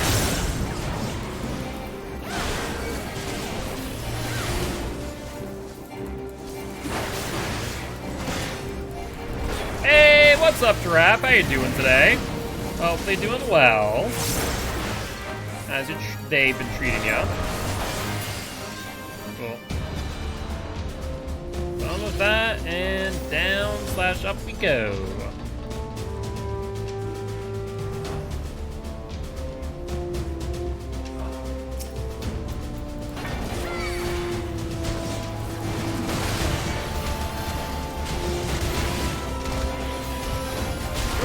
Doing pretty well, cannot complain. Just having a good old time with Final Fantasy.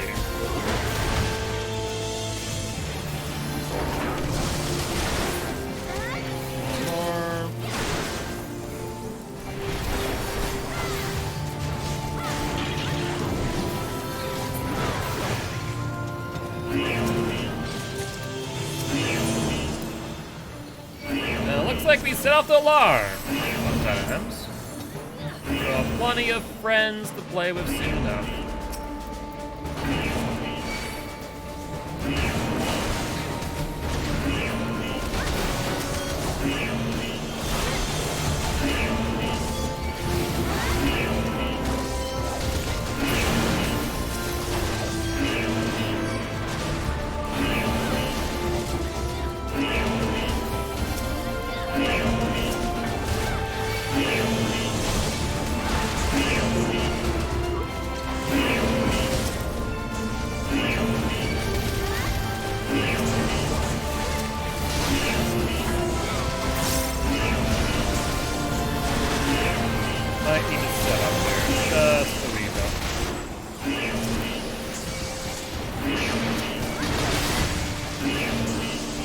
That's a big one. Let's avoid that if we can.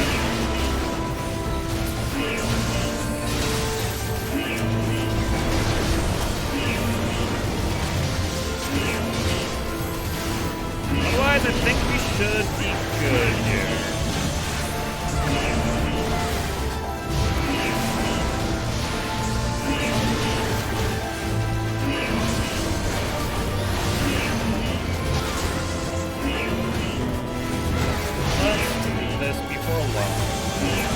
Get rid of at least 2 of you.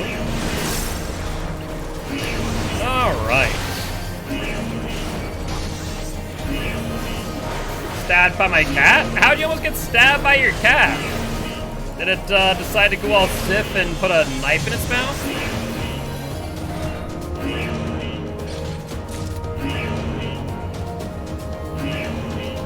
Oh, you got stabbed by your cat. Not almost, you got stabbed.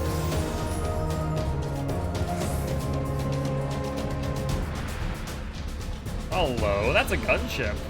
Am I supposed to axe a gunship? Is that what it's telling me right now?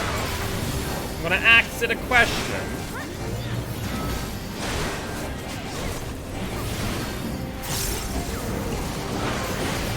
Ah, dagger paws. Yeah, that'll do it. That'll do it alright. Wait, where are you going?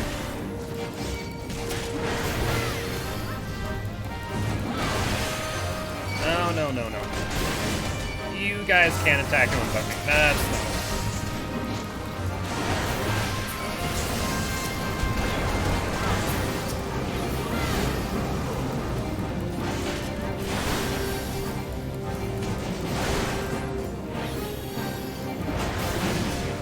Yeah, it looks like it does not care for the aggro table at all, does it? Holy hell.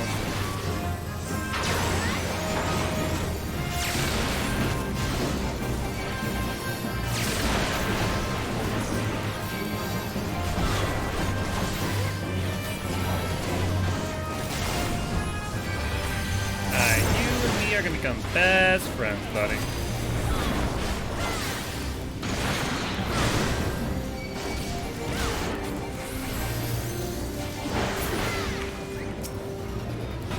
Can we not do this? I have like no air to stand. I mean, to be fair, I doubt I need to really worry about the fire all too much. I have enough health for frickin' 10 people and enough mitigation to boot. Got to trim Olav. He's trying to need my fuzzy shirt. Oh, yeah, that I imagine that's gonna go well.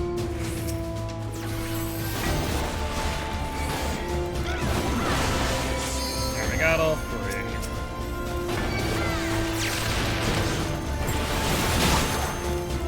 Where am I going?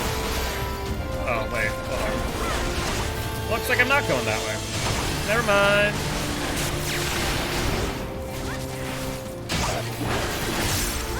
There, let's crit all of these guys.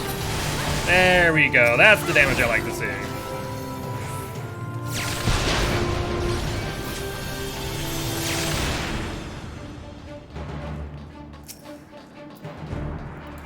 Let's grab their attention. I mean, so far I've done a pretty good job of keeping wall to wall.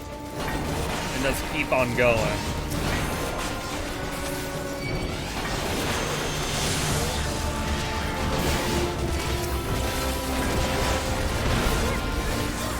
I guess we're kind of at our wit's end here,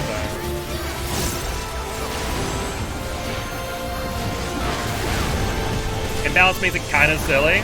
Yeah, it seemed that way. I didn't realize, like, it would make it that kind of ridiculous, but it really has.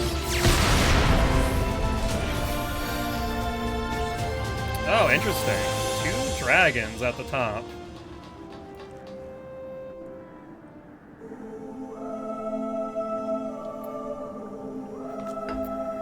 They lie dormant or dead.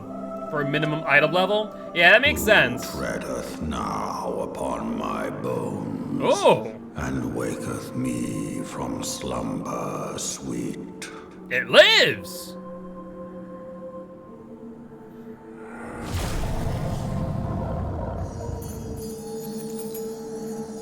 Are those scales? Why is it soul? Oh! Thou hast forgotten the face of thy Lord. Remember, mortal, and fear me. Huh! I wasn't expecting that, I'll be honest. I have no idea the mechanics of this, by the way. So this is all going to be purely a learning experience for me.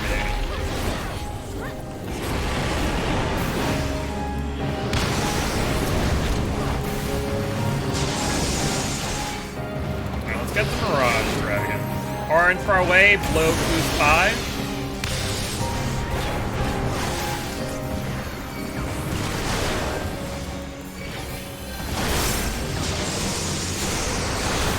Okay, I see. Orange is far, blue is close. I understand now. They get buffed otherwise?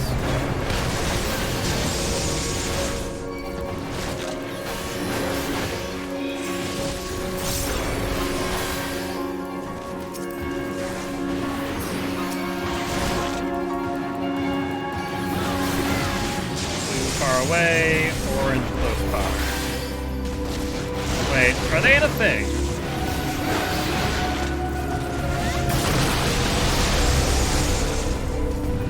I feel like I didn't need to really dodge that, to be honest, but... Hi, buddy.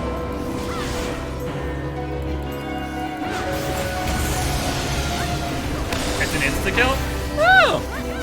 I'm sure if I had used Home Gang, I would have been fine.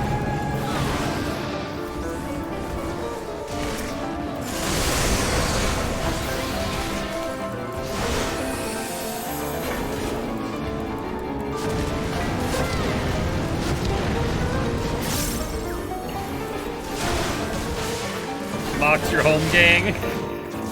Probably.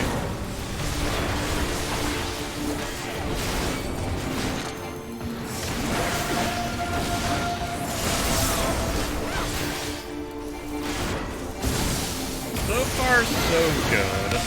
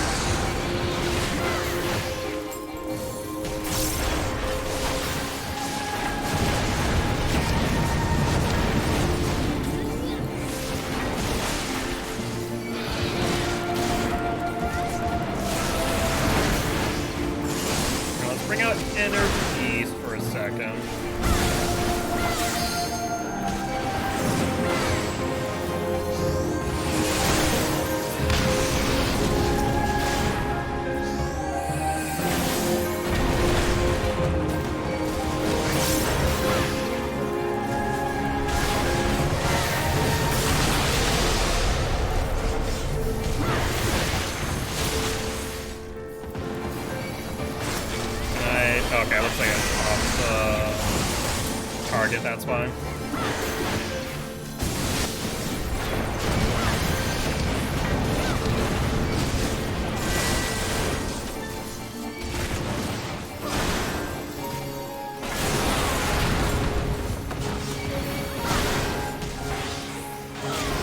Alright, Mirage Dragon about down. Taking a while. Like, these guys have a bit of health on them, don't they? They do not mess around.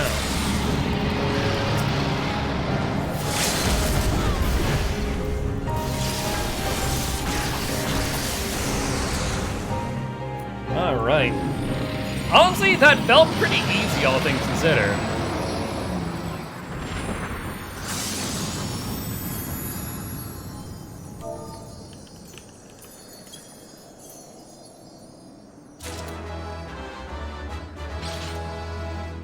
Didn't even give me time to give him accommodation, just friggin' bolted.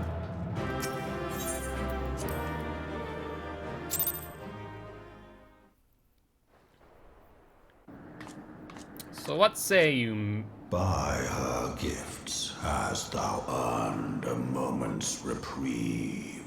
So you know of Heidelin.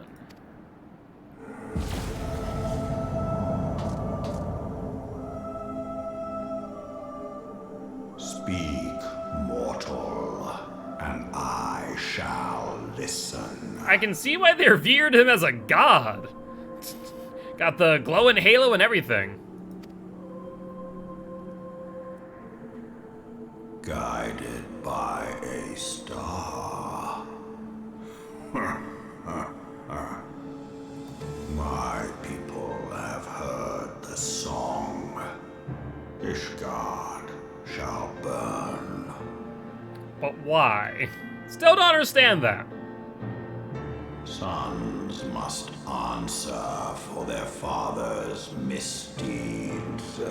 We do not forget.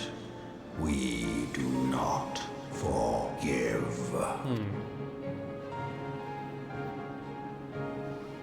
7 children did I sire. One now singeth of retribution. Is that Iceheart?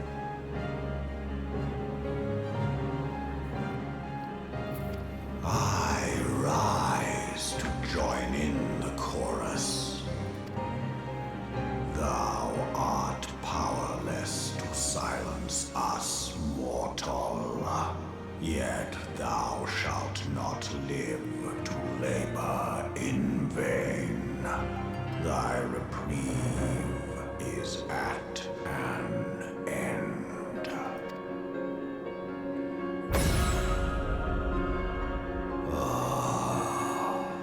Trickery is thy shield.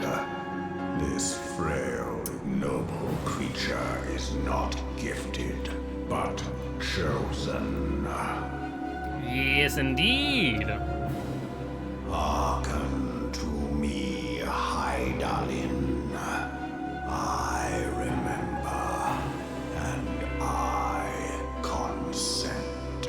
In other words, giving us access to its memories via the Echo. Is that what's happening here? Fear not, mortal.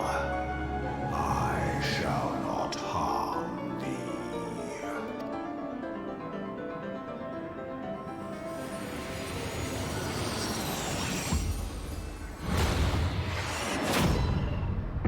So Wingard Soma definitely not dead. That is for sure.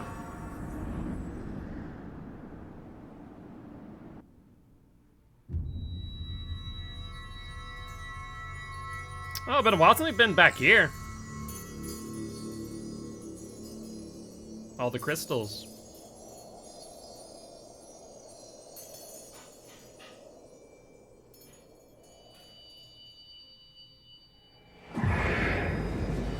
Oh, what's this? Is that one getting corrupted? Oh! They're all being drained.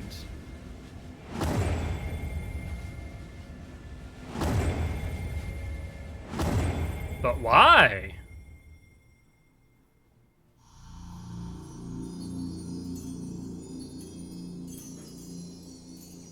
Very interesting.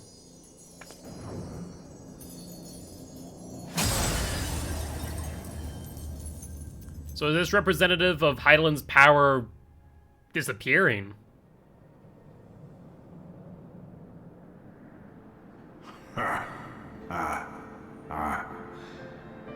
Mayhap thou thinkest me an oath breaker.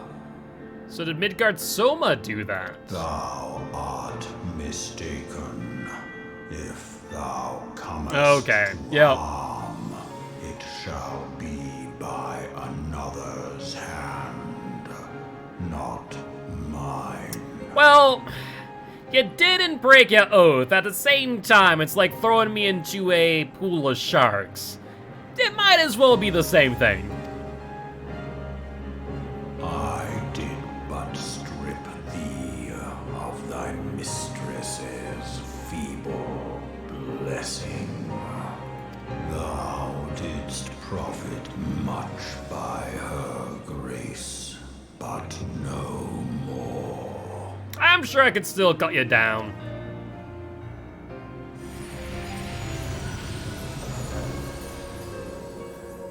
A dragon.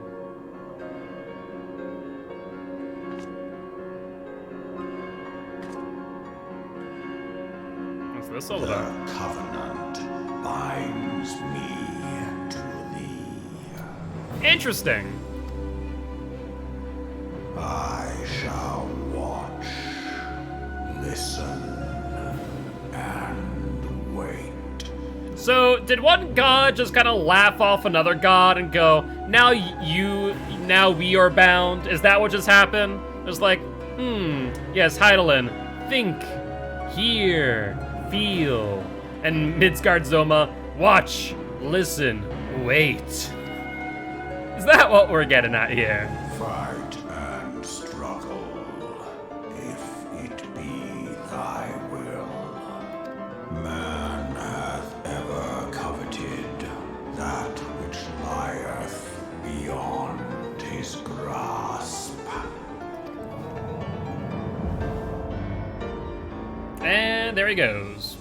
I drink Oh, maybe of not. her body, and thence doth mine own find new life. When you say her, is it Heidelin? Who is the her in this situation? When it hath grown whole, the loyal and penitent shall rejoice. Okay, is Heidelin. The dragon song heraldeth our beginning and an end. It's my dragon pet now.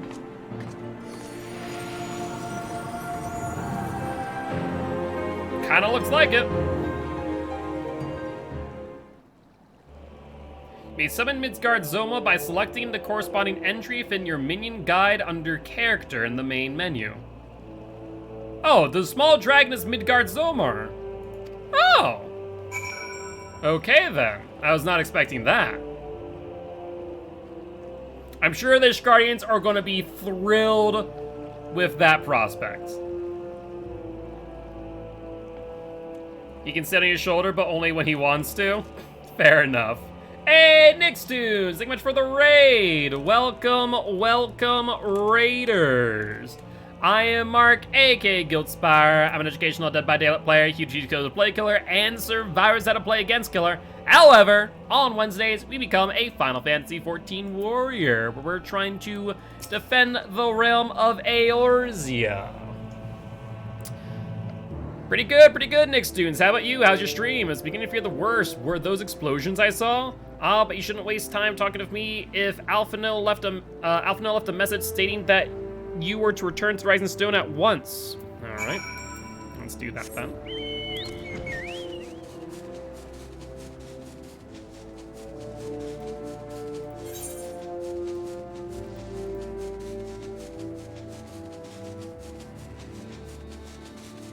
You know, just living the dream, one game away from Devotion 8. Hey, very nice, very nice. Well, I have faith that you'll get there without problem.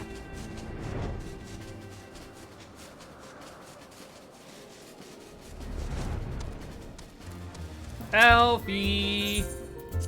What you need? I now have a dragon god! Screw my crystal god, now I have dragon god. I like how we traded in our crystal god, and now we're like, okay, new covenant now. Sure thing. Like just a sliver away, but I had to go to the washroom so bad, so called her a night. Fair enough, fair enough. And thank much for the lurk, Nickstoons, I appreciate ya.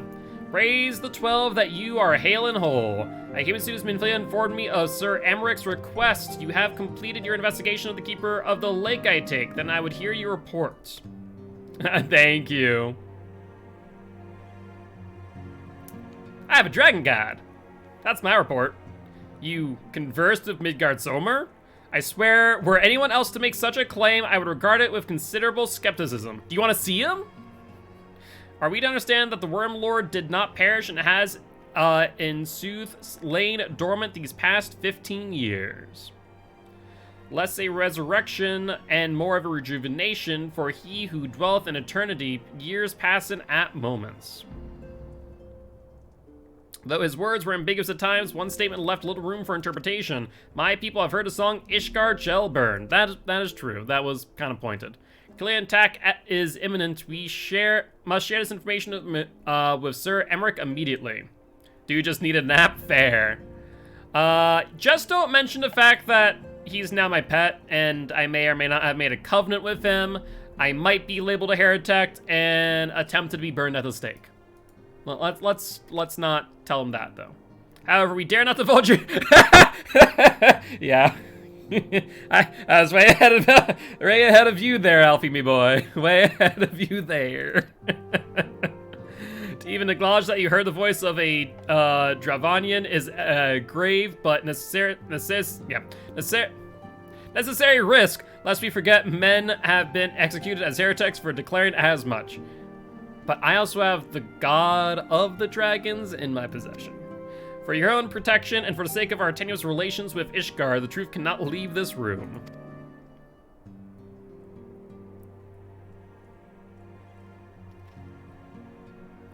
As for now, we shall present our revelation to Sir Emmeric's emissary. You may leave that to me. Pray remain here for now.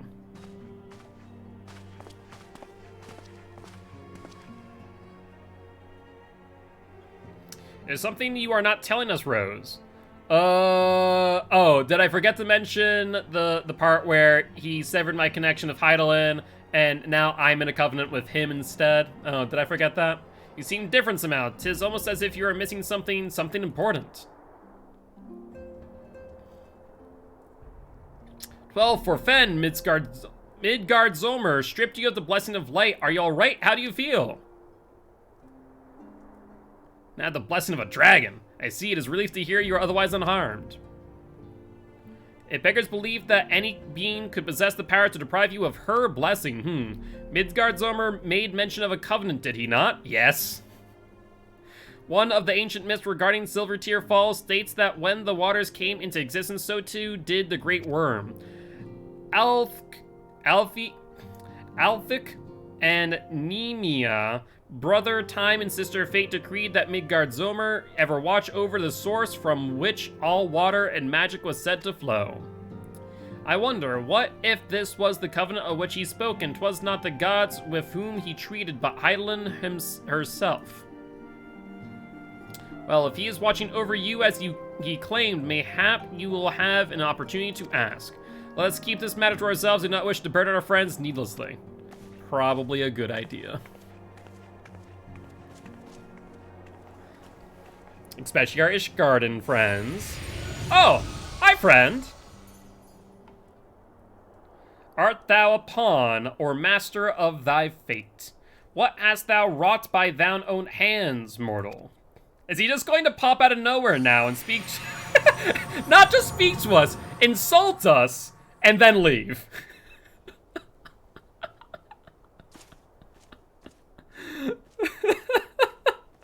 Pretty much just went, "Are you a sheep?" and left.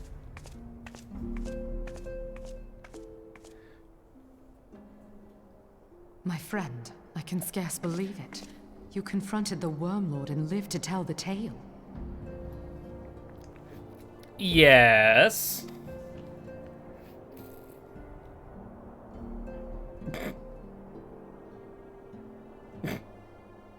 I give thanks to Helone for your preservation.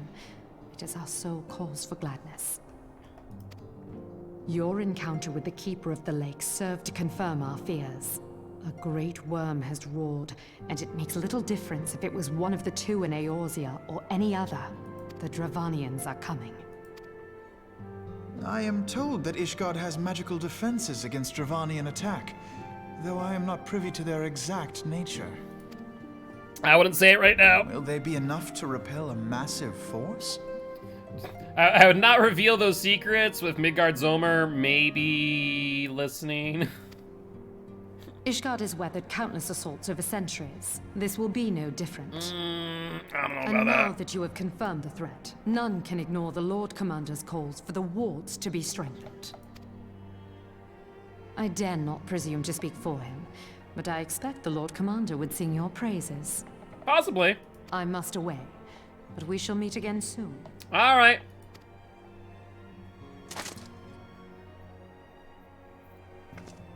Why do I feel like Midgard-Zomer is going to like pop out of nowhere in like the worst time possible? Like the Ishgardians, you say? Poof. Countless assaults weathered, and this will be no different? Why am I not convinced?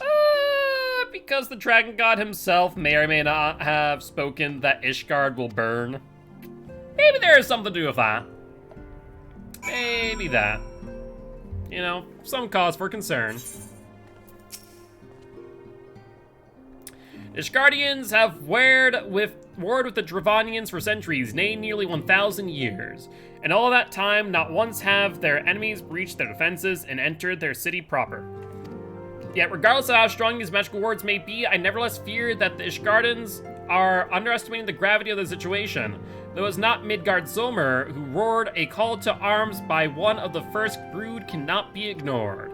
Until such time as they choose to request our aid, however, we can do not but observe the situation at a distance and pray that our fears are unfounded. About that. I forget, I believe Moon Brita has requested a gathering of the Scions. I assume there has been some progress concerning our efforts to combat the Scions. Pray inform her that our business with the Ishgardans is concluded for the moment. I shall be along once I've completed my communications with the Crystal Braves. Wait. Oh, we're going over this way. Brita. All done if you talk of dragons. Wonderful, because Ascians are next on the menu. Let's head into the solar, shall we? Ascians, dragons, assassination plots, you know, all good fun.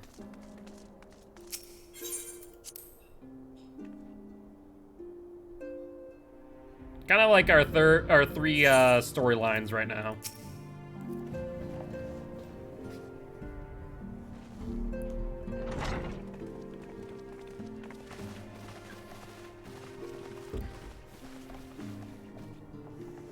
Now that everything's calmed down a bit, relatively speaking, I mean, I thought it might be a good time to share our progress on the weapon. I believe we're on the verge of a breakthrough. Hey! Well, don't keep us all in suspense. Well, it doesn't require me to make it.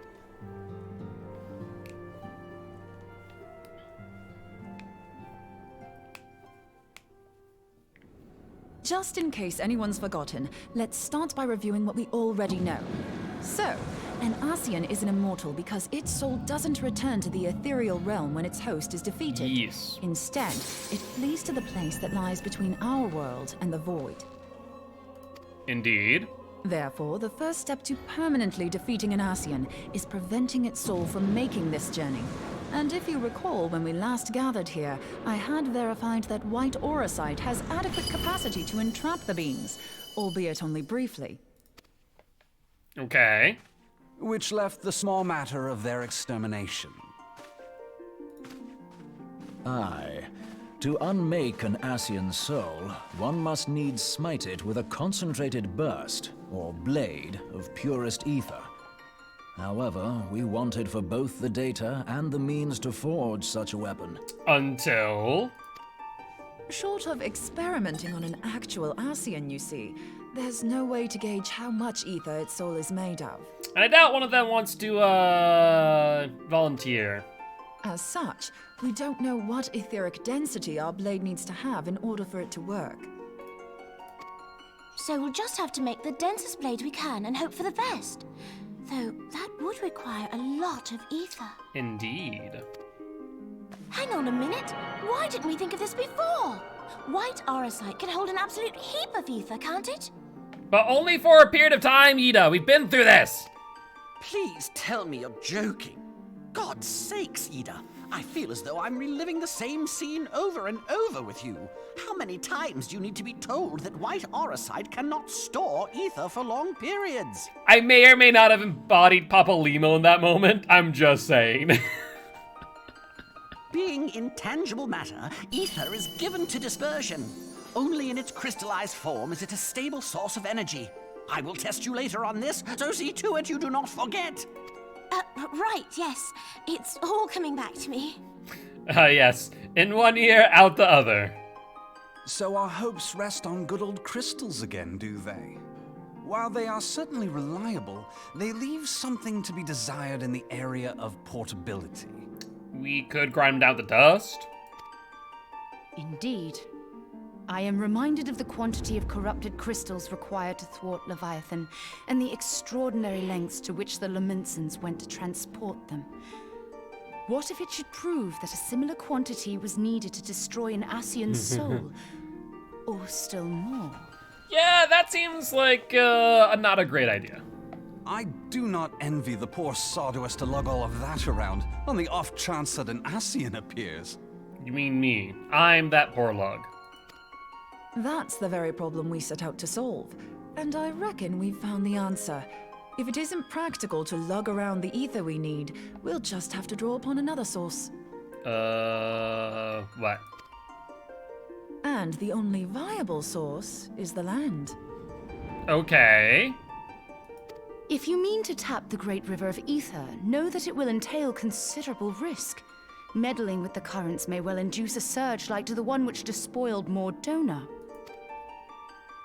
Give me a bit more credit, will you? Why would we need to tap the river when there are veritable reservoirs jutting out all over the land?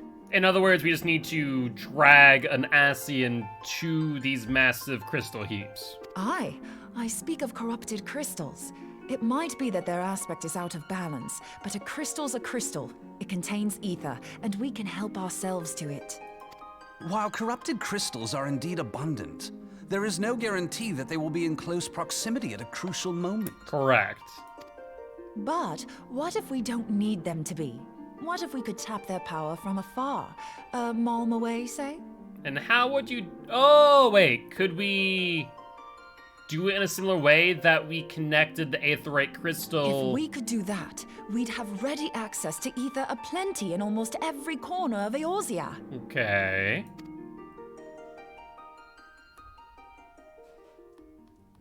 I've yet to put my theories to the proof, but I've got a good feeling about this.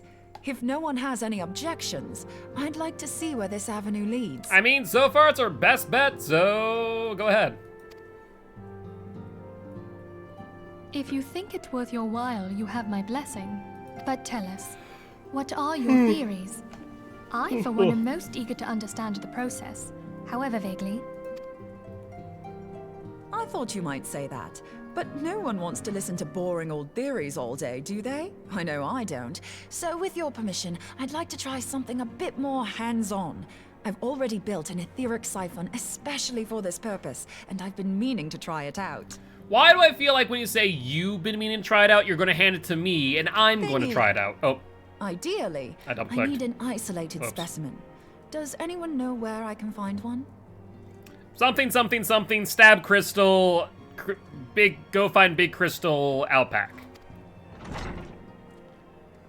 May I suggest northern Thanalan? There you will find corrupted crystals of middling size, standing a reasonable distance apart. Ideal for your needs, I should have thought.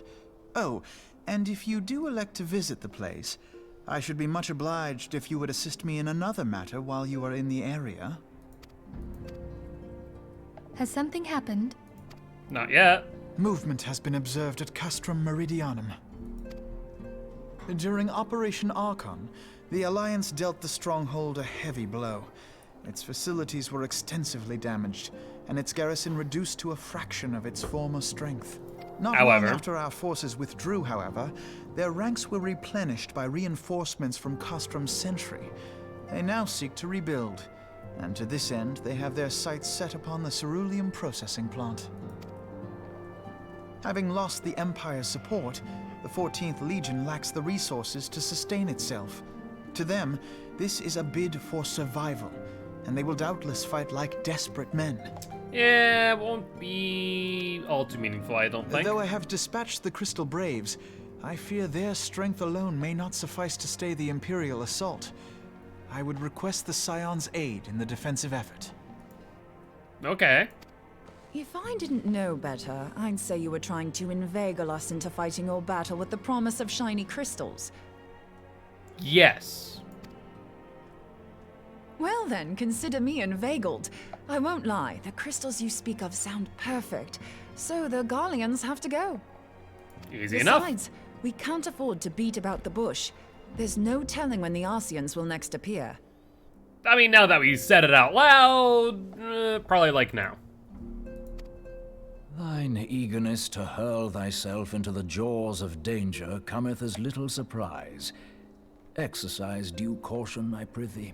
Oh, Ranger's concerned. Though you have become a Crystal Brave, you are yet a Scion, Alphino. We could hardly refuse you. Pray, join the Crystal Braves and lend them your support. Thancred and Papalymo shall accompany you. Hey, we get to go out with Thancred again. I haven't fought alongside Thancred in a long while. And Y'shtola. In the meantime, I would have you assist Moonbreeder. Scout out the crystal clusters, that the testing may commence as soon as the Garlean threat has been eliminated.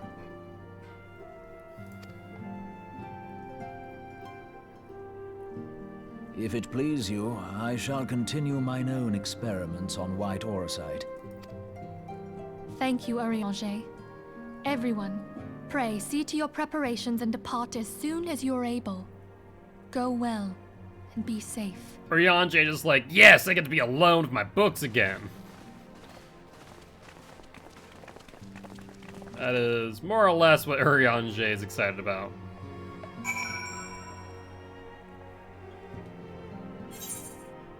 Alright. Well, out we go.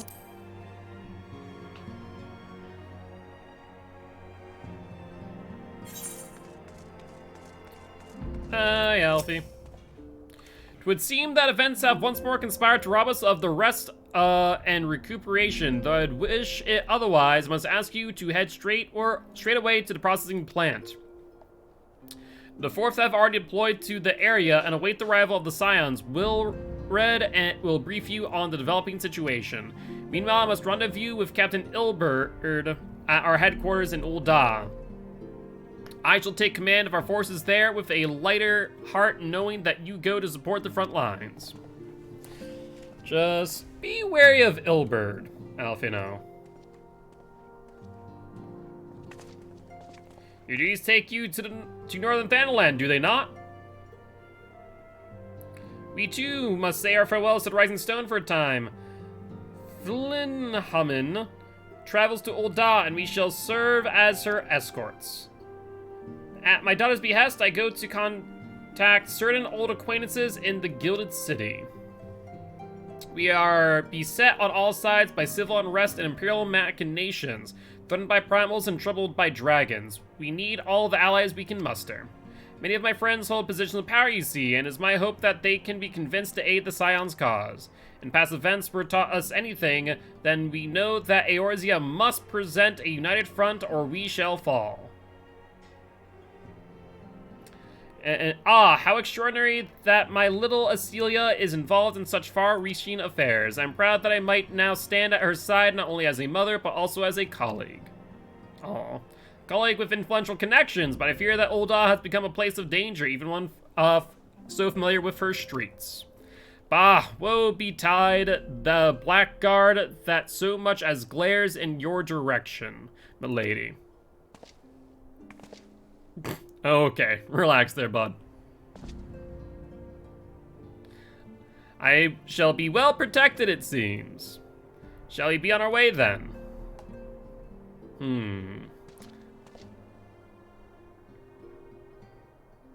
So another thread in all of this. Alphino will be in Ul'dah. Haman will be in Ul'dah. We'll be in Thanalan. It seems to all be coming together.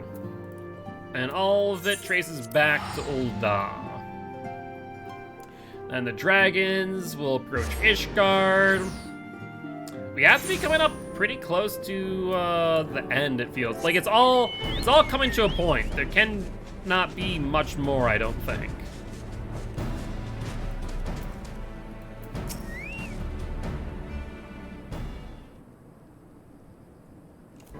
Commander Levier sent word that you becoming a veteran of your talents is most welcome. Not that I don't think we can handle the situation, mind. You have learned a trick or two since that disaster with the Almaja.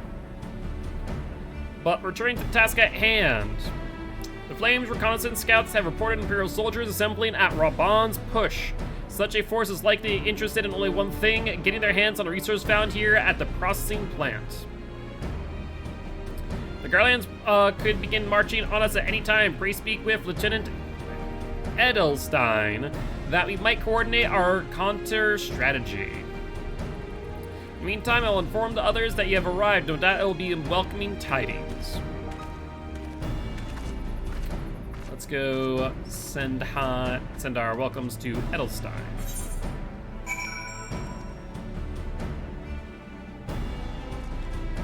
Hello. Sergeant Hunt, my soldiers yet tell tales of your deeds during Operation Archon. Would that we could sit a while and reminisce about old times, but I fear more pressing matters require our attention. The civilian draftsmen you see have come across several highly suspicious crates within the boundaries of the processing plant.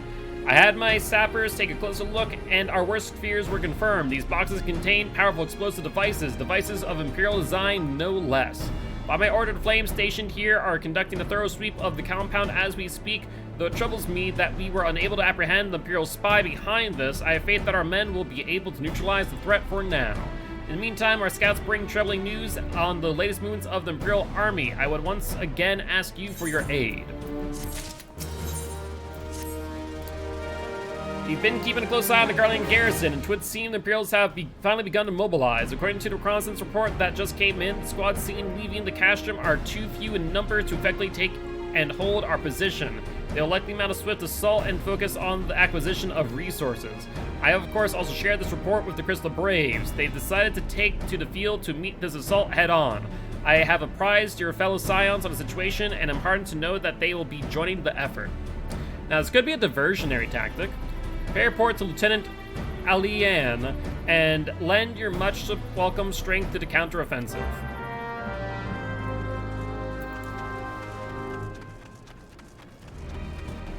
Alright. Oh, everyone's over here.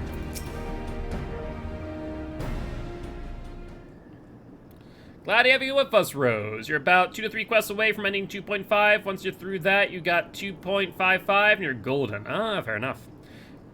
I am sure Lieutenant Edelstein has explained. The Guardians had deployed a small force from Castrum Meridianum. Their main column assembles to the north near Dalmut's Talons, and you've also spied several squads attempting to conceal themselves on approach to the west, so yes, it is a diversion. Wait, weren't you supposed to be with Alphino? They wish you to rush forth and commit to battle with the main column, leaving the detached force free to raid the plant and pillage supplies. Not much of a strategy, but these are desperate men. Captain Ilbert.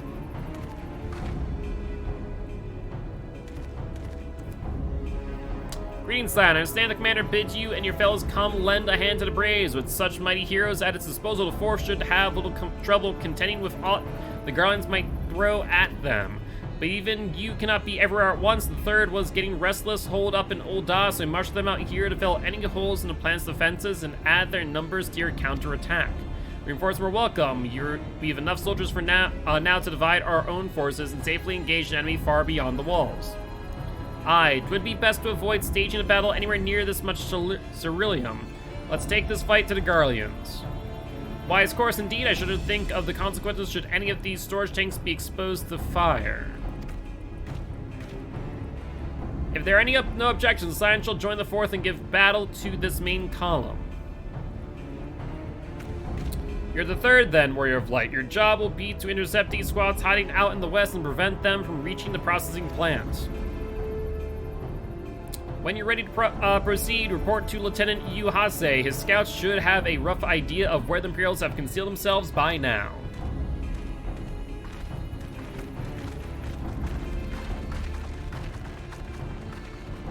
Oh, Moonbrita had the axe that I used to use. That's funny.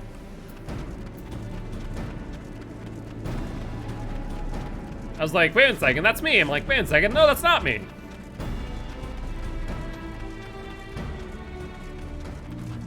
Hello, friend. Pleasure to be fighting at your side once more, Scion. Our operations invariably succeed when you're around, and victories are wont to pave the road to greater coin. Now, this detached force we've been sent to eliminate has split it into smaller squads. They're better to conceal themselves within the terrain hereabouts. I imagine we'll need to split ourselves up as well to cover more ground and make sure we root out all of these would-be raiders. And seeing as you're an army until yourself assigned to your own areas to scour clean of enemy soldiers, this will be a simple search and destroy. We'll rendezvous back here when the task is done. Happy hunting, Scion. Where are we at? Over here? Cool. We can probably just run over there. Oh yeah, that's wicked close. I feel like this is all a ruse for some reason. Hi everybody, how are you all?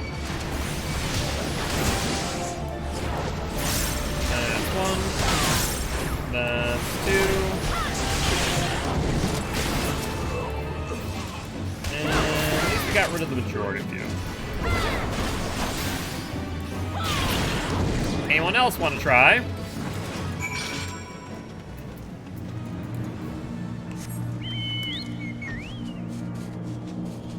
Right over here.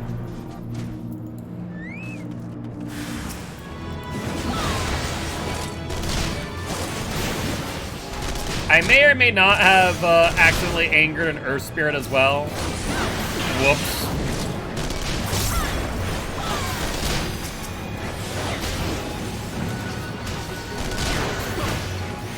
Might as well do this real quick. Oh, and another Spirit. Or Sprite. I want to call them Spirits, not Sprites for some reason.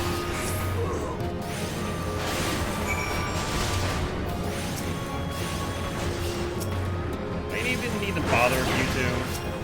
Probably not, to be honest, but just so I can get my chocobo.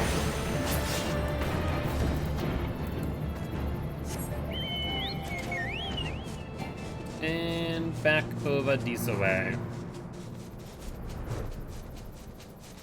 Hello, friend. My job is done. You seem grim, Scion. I take that you mean. I'll take that to mean that between us, more than a few Garleans won't be making it back to the castrum.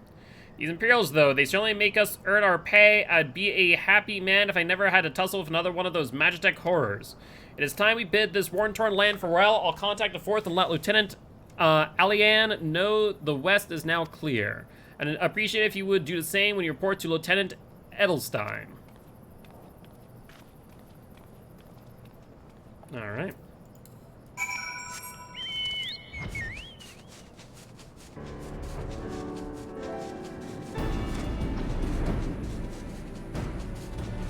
Hi, friend. Sergeant Hunt, what news of the Garleans? The raiding parties are no more then. Excellent. The Almagian engineers will be most relieved to hear that the plant is no longer in any immediate danger. Thank you again for your assistance. That's simple? I feel like there's more to this. Ooh. Direct hit rate, crit hit, determination. I guess we could go with some crit hits. You must be anxious for word of your fellows. Lieutenant Alian has reported a sound victory over the main column and informs me that the Scions have already turned their attention to other duties. All but one, that is. The Rogaden lady with the large axe. It would appear she was chosen to remain at the site of the battle. I know not what that task keeps her from returning to civilization, but Northern Thanalan is no place to wander alone, even for a capable sort such as her. I would certainly feel better about things if you could check in on her before you continue on your way. Brida. What you doing out here? I mean, she's a marauder, so I'm sure she's fine. Hi, friend.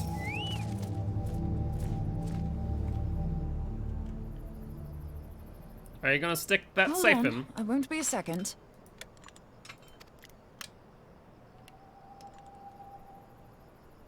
The Everything's beast seemed dead. peckish, so I gave it a taste of my axe. I know. As Urianger never tires of reminding me, an axe ill becometh the hand of a scholar. Fair. What can I say? I like axes. To hear my mother tell it, I came into this world holding one. And it's not as if it stopped me picking up a quill, is it? I often think of the man who introduced me to the joys of learning.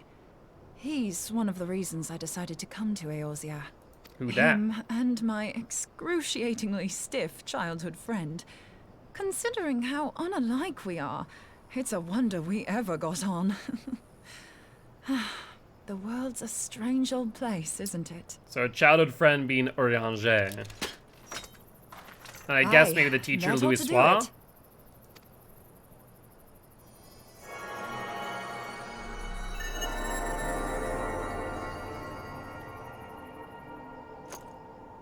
So far, so good.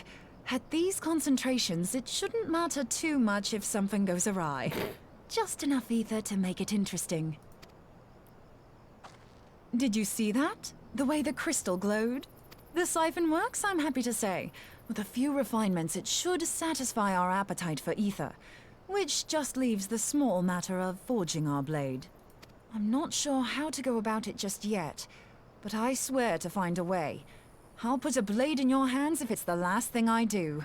But I like my axes too, don't you see? She senses me. A useful talent. And a Cian.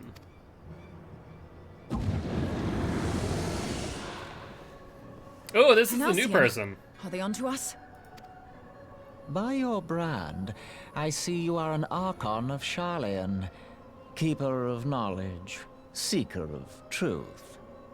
Meddler. Nabriales. I don't know what the hell's you're saying, but I don't much like your tone. Moonbrita, you of anyone should know that raising your axe to an Cian is a futile task. Your instincts serve you well. But come, be not unsettled on my account. That lovely brow was not made for frowns. But I waste my breath. Let me direct my words to one who understands them. We meet at last, warrior of light. I am Nabriales. Hey, I said it right the first time. And you have long been a thorn in my side.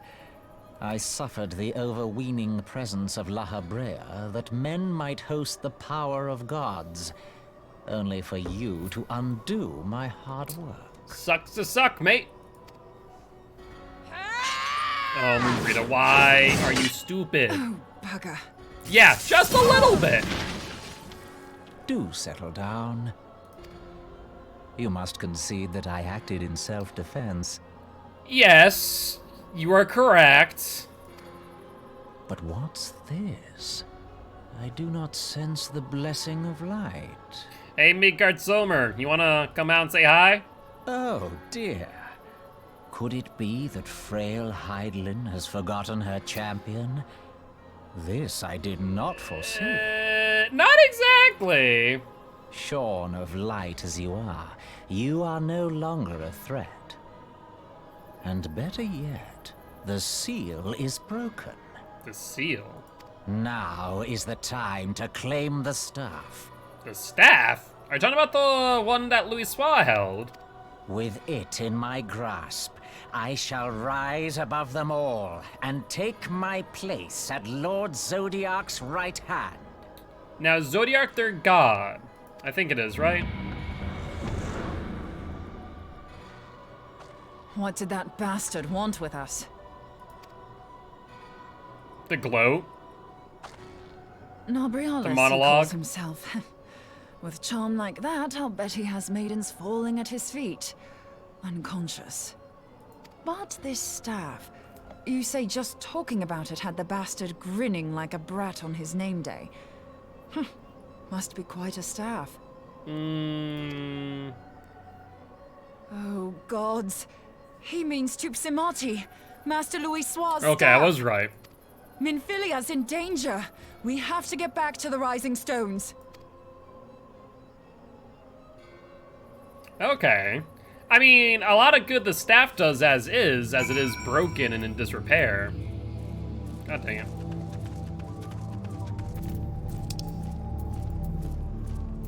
But I get a sense the Seans have a way to fix it.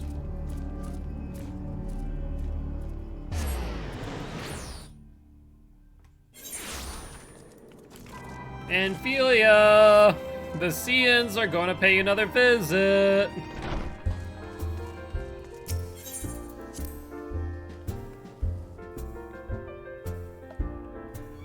Oh, it goes directly into a cutscene. You're here!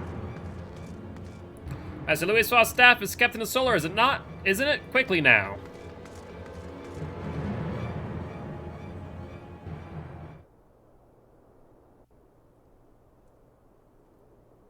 Ikon. What about Minfilia? Oh, Minfilia has it.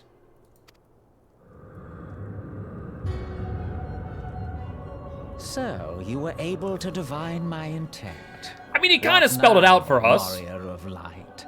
Ah, but that name is no longer fitting.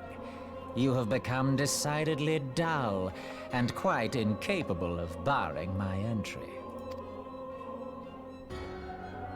What do you mean? Is he gonna try and take me over? You truly do not know? Then I suppose it is only right that I enlighten you. I don't think Midgard Zolmer is gonna take lightly the to this. blessing of light kept you and your fellow meddlers safe. It was that which prevented my kind from entering your domain. My kind, I say, though it had no power over the likes of Elidibus and La Habrea. Being of this world, they could come and go as they please, while I could only look on. But I need look no longer. Now that the seal is gone, I mean to act. Unlike the others, I am not given to waiting. I shall Unlike take the that others. staff and bring about the next rejoining. Unlike the others, he says, as La Habrea instigated a war. Elidibus literally said, yes, the warriors that are bullheaded like La Habrea. Rejoining? Then it was your doing. The Isle of Val, the scholars, all of it. Yes.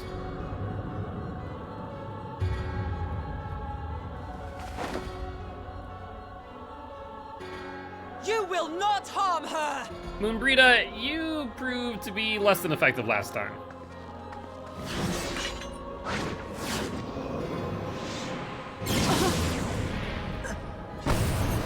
Ooh.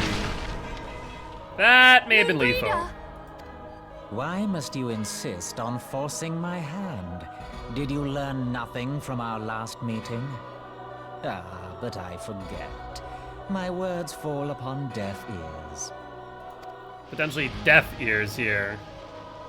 The staff is but a broken relic, a memorial to the departed. What possible use could you have for it? I mean, come on now, Minfilia, you're not that daft. What use? You mean to say that all this time you kept the key, never knowing what it was you possessed? Apparently so. The staff Tupsimati, or rather the stone tablet it bears, is host to a great power. Together with the horn, it can be used to draw vast quantities of ether from its bearer's surroundings. Interesting. I guess that would explain Louis Soir's great power. How else do you think Louis Soir was able to Summoning requires not only prayer, but a profusion of ether. Even a child knows that. If I did not know before, you may be certain I do now. But above all, I know that we cannot allow this staff to fall into your hands. I will die before I let you take it. I mean, I'm sure he will oblige. Insufferable woman.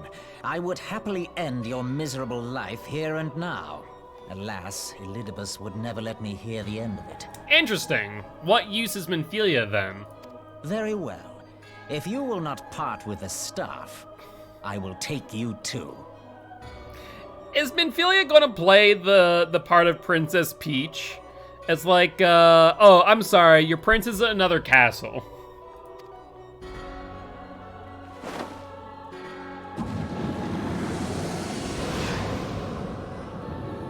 Apparently.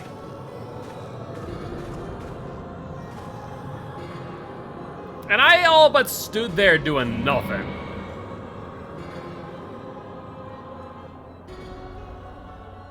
And Moonbrita's sitting there potentially dying.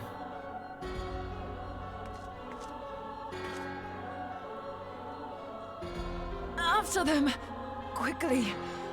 Before the rift closes! Act strong! Head not! Dive into the rift.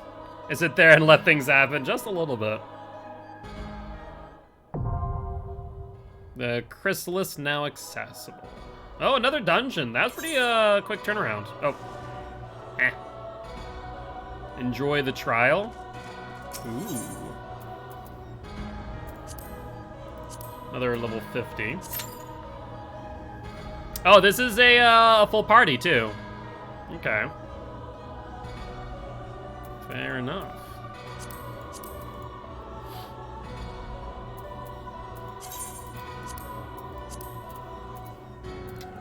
There'll be a part where he summons, starts summoning balls, alternate between the black mesh balls and the purple balls.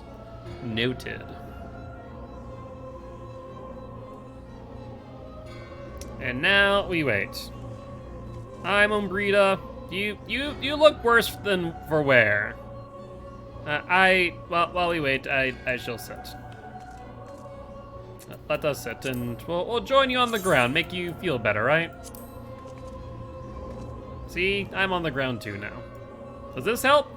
Then you'll be sucked into a portal as a tank will need to chill under meteors while the others try to kill a mob. Sounds good. I can do that. I can take hits. How you doing down there, Moonbrita? Not looking well. How's there also no one else here? Like, where did Tataru go?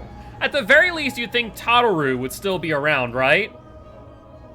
Like, Tataru doesn't do anything. She just sits there and then yells to get people to come back and speak to Minfilia. That's what Tataru does. But she's not here. I'm trying to think who else should be here. I mean, that's about it. Alright, sounds good. Well, we'll be sitting here waiting.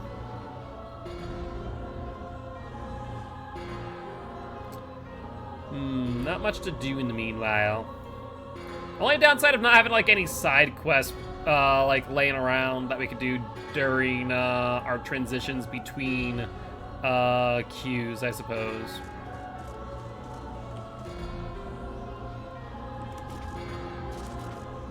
I cannot. Huh, interesting. I cannot step on the desk. Can we sit on the chair? Oh, hey, look at that. We actually can. Ooh. Well, I am in Minfilia now.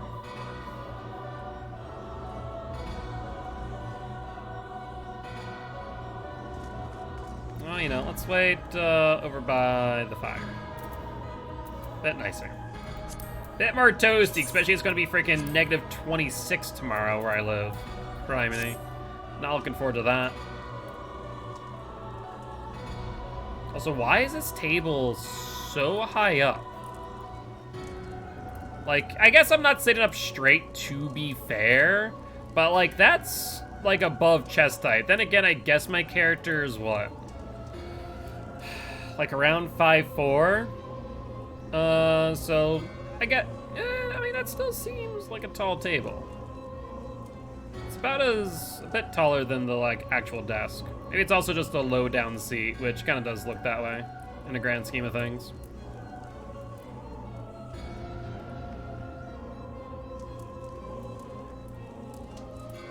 How you doing over there, Moonbrita? You hanging in there? I would try and heal you, but I don't know how to heal other people. I only know how to heal myself. It's a useful tool for me, but not really for anyone else, I suppose. Hello. Well, this one's definitely taking a hot minute. I wonder if it could be because it's later at night that the queues also get a bit longer. I feel like more people play on off-hour times because of the queues being shorter. So you'd think, but maybe that is also because there's less people.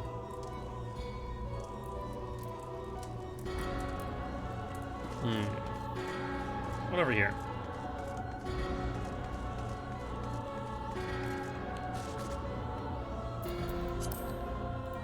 Let us sit here.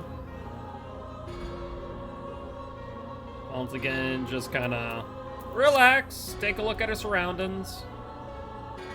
Let's see, there's a list there. Looks like some wine.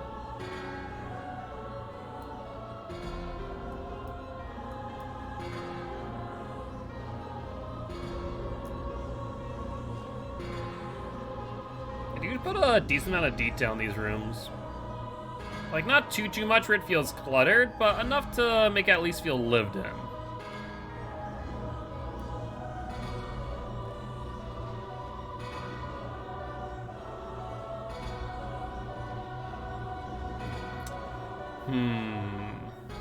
What else do we have to do in the moment? Not much, right? Halfway on our tombstones. Doing well for our beast tribe relations. We're already using all the best gear that we have. Don't forget to repair my gear. I mean, it's been in worse shape before. So it should be fine right now. Conditions like around 50. So I think we're fine for right this moment. I usually, like, I'll start a duty and then it's like, oh, hey, your gear's low. I'm like, oh, I should repair it finally.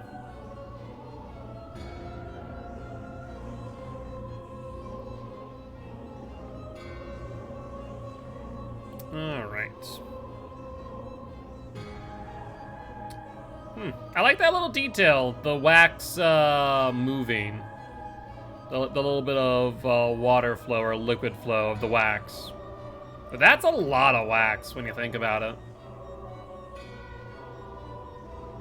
So that candle must have been quite tall. I like those little details though.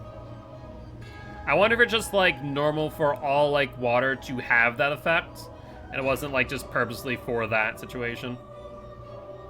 So I feel like with a saucer that big, a lot of the wax on the outside would probably be hardened.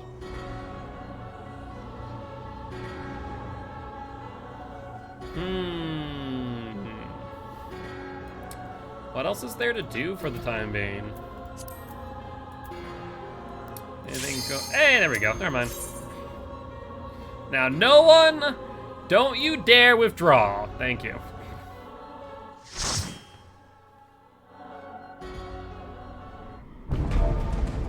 Hello.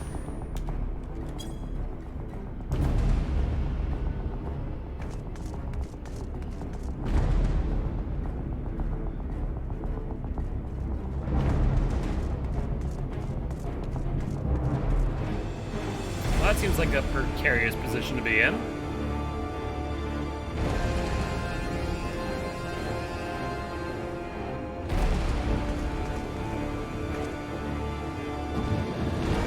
So alternate between mesh and purple.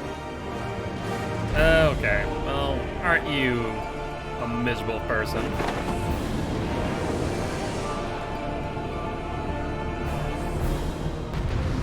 Looks like everyone has forgotten how to do this, so we'll see how well this goes first time around. Probably take this down. Looks like our paladin friend is going to be the one taking aggro. Come on, paladin. You want to go or what? All you just kick things off.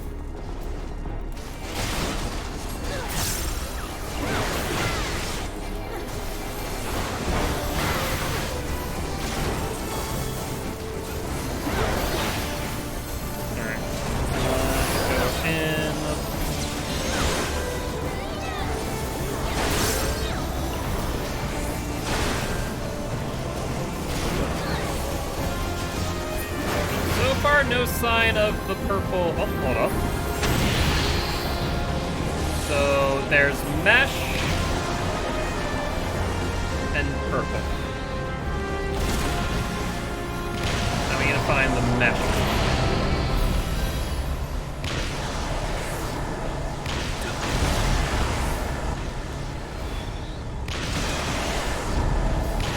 Now we need to find a mesh one.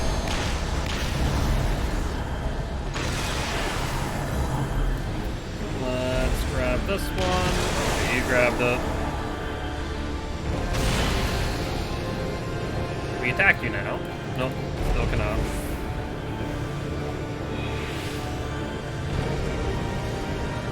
What else is going on? We go here? Then I guess it was a good thing we went there.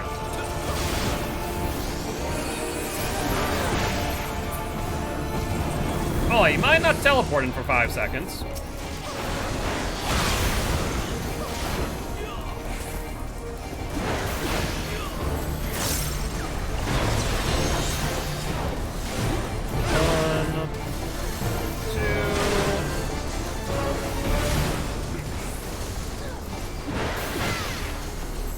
So far, so good.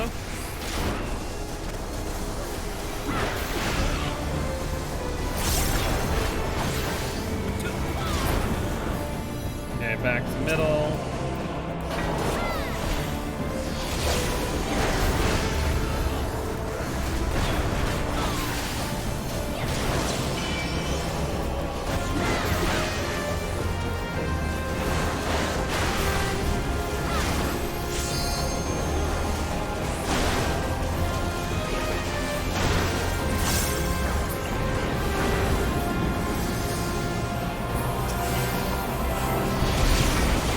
Did not mean to take aggro.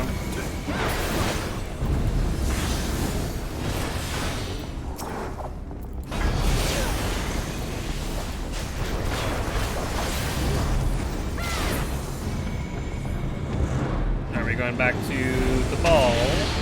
We are. Now we need a mesh.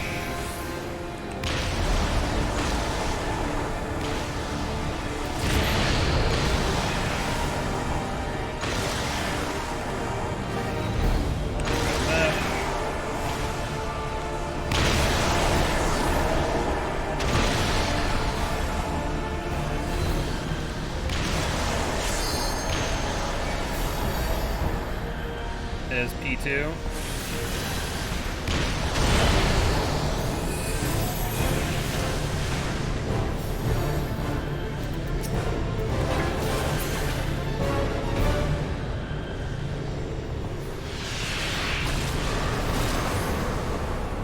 Oh, we forgot to... I kind of forgot to go in there.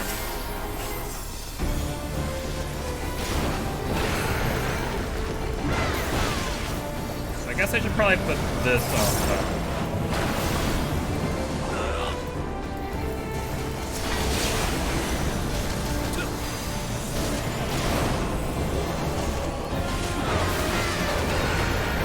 Let's go one.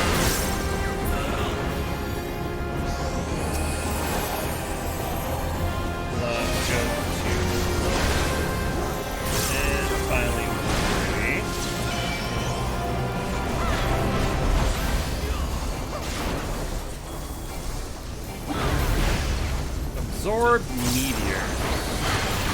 I'm hoping that it's intuitive on how to do so. Is that it?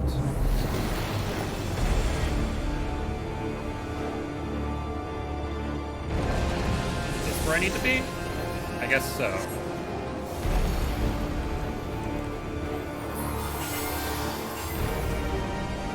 QTE time, I think? Absorb meteors. Okay. I see now.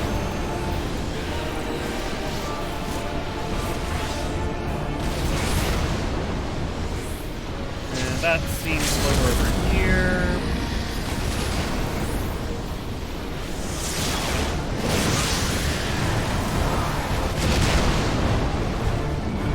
Then, are we good? Looks like we're good.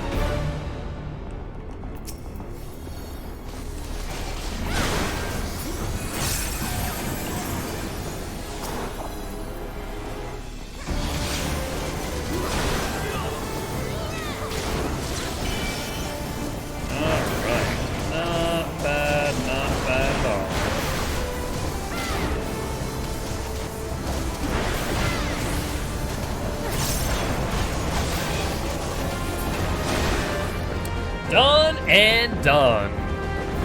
Secret Ascian Man. I like it. I like the name of that one. Good stuff. To the dungeons with you. Yo, what's up, Steamed? How you doing?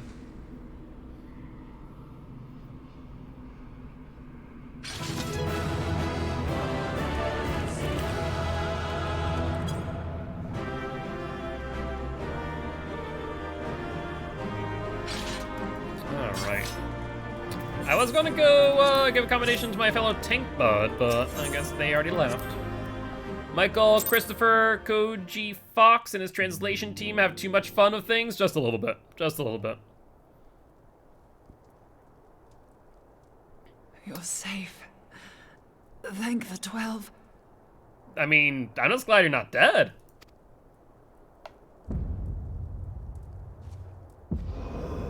Oh, hey! There goes the Sea and Soul. Back to the area betwixt. Oh no, this is... Who's this? Is this La Habrea? Oh no, he was back again. Yes. You may have bested me this day, but what of the next? What of all the days to come? Yes, I did hear about that, Steamed. Oh, see, it makes sense. I don't really understand the upset. Remember, light no longer holds sway here. I may return whensoever I wish, again and again and again. Eventually, you will falter. It's why we can't have nice things. Will be mine. Until next time, Scions. Apparently. I mean, why? I guess the question is, if you can just keep on coming back and back again, why not keep on attacking them?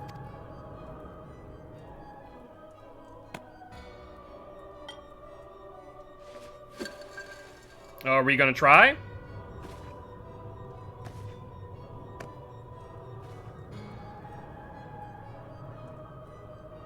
Okay, we have not tested this, but might as well. There will be no next time. This is the end.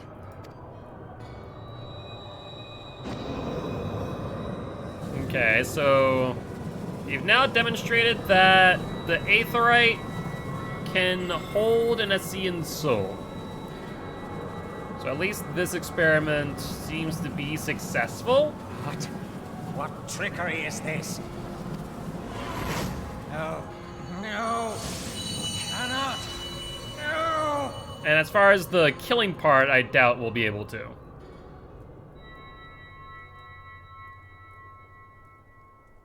Use Tube Samati to gather ether. Quickly, before he breaks free. But we don't have the horn.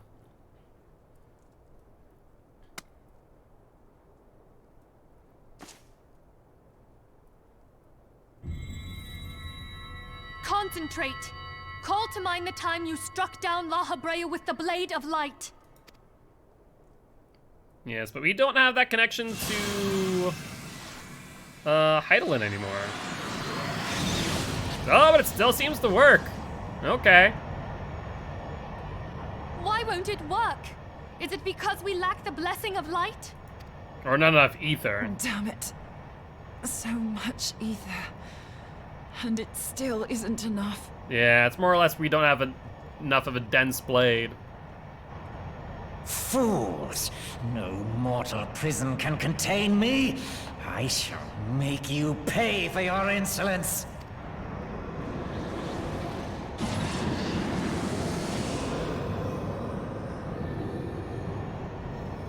Please, Mother Heidelin, hearken to our plea. Lend us your divine light. And Heidelin's like, and no. Why can you not hear us? Do our words no longer reach you? No, I think she just doesn't care. If only we had a bit more ether. What about the siphon in your hand?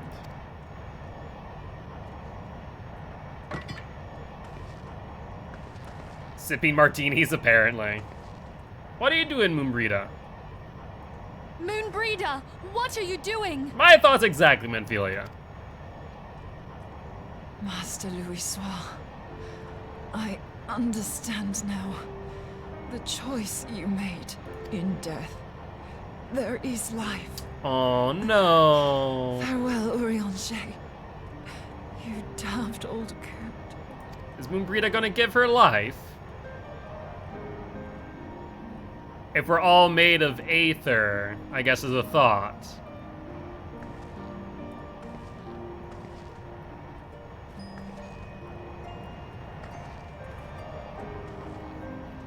Moonbreeda, no! Yep. You mustn't! So how much aether is in a person? That's an interesting question.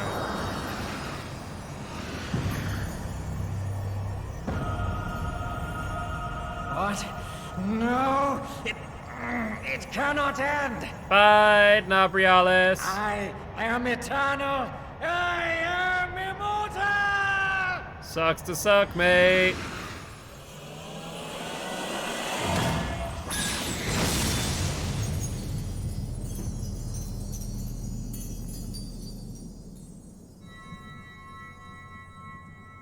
All good, steamed. We'll talk later, bud. Moonbreeda. She's gone.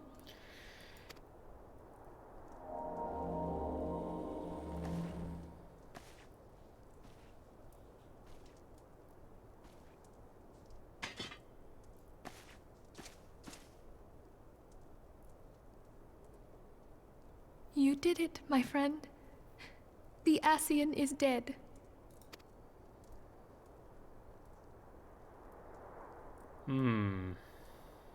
A high price to pay to kill one of 13. This device is a legacy of Moonbreeda's toils and sacrifice. I shall hold on to it for safekeeping. Minfilia, are you all right?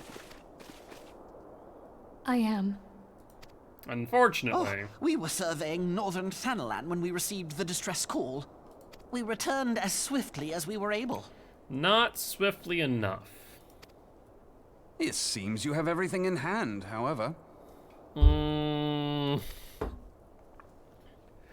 What happened here? Where is Moonbreeda? Thank you, Ishtola, for noticing what is not here.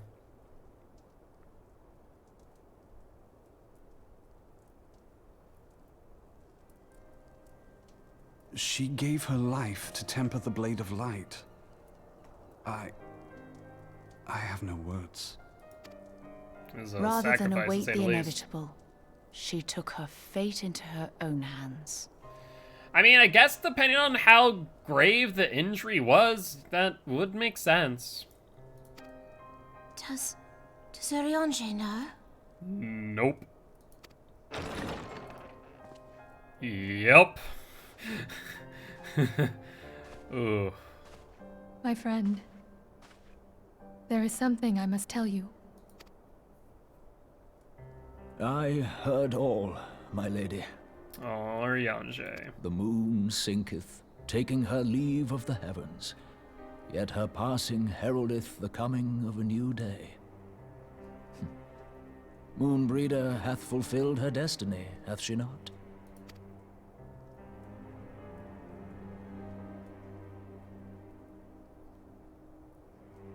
Long ago, far across the seas in the Charlayan motherland, Moonbreeder and I did study under the sage tutelage of Master Louisoix. Full oft did he impress upon us that knowledge existeth to serve the greater good. This sentiment, however, was contrary to the nation's policy of neutrality, which censured intercedence in the affairs of foreign lands. In spite of vehement opposition, he founded the Circle of Knowing, and journeyed hither to the heart of Eorzea. Through his noble sacrifice was the realm spared its doom. Yet this great soul, whom all should rightly have honored, was branded a pariah in his own land. His peers did accuse him of forsaking his duty as a man of learning, and of meddling in the course of history. When he left Charlayan behind, Master Louisoix gave no word to signal his intent to Moonbreeder. Close as they were, as master and disciple, she was deeply wounded by the sudden exclusion from his confidence. Above all, however, she was confused. Try as she might, she could ill comprehend her master's motive. The slanders that were heaped upon him after his passing served only to inflame the turmoil within her. For years upon end, she knew not what to believe. Torn as she was twixt the man whom she revered and the man who forsook her and his duty both. But in the end, she came to understand. The Louisoix I knew would never forsake his duty, much less one of his own. This I know full well, my lady. 'Twas not for want of love that Master Louisoix hid his intent. He but desired that Moonbreeder discover her own path, free of the shadow of his influence. Long did I contemplate revealing the truth to her, and long did I hold my peace. After all, was it not Master Louisoix's wish that she come to the truth unaided? I told myself it was, and resolved to let her suffer. Knowingly did I deny my friend the comfort she craved. And now she hath gone to her rest, with doubt still in her heart. No, I think in the end, that doubt had been resolved in that final act. Speakest thou in earnest? Did Moonbreeder truly come to understand Master Louisoix's will before the end? The realization hath set her free. She may now find the peace which hath for so long eluded her. Oh, Moonbreeder, my dearest, how I shall miss thee. Oh. Moonbreeder gave her life that we might possess the means to defeat the Ascians. Her sacrifice must not be in vain. Let us continue her work on the Blade of Ether and see it to completion. My lady, I would mourn Moonbreeder in mine own way. I beg your permission to return to the Waking Sands. Of course, my friend. Take all the time you require. We shall be here should you have need of us. The most emotionally seen Oriange, for good reason.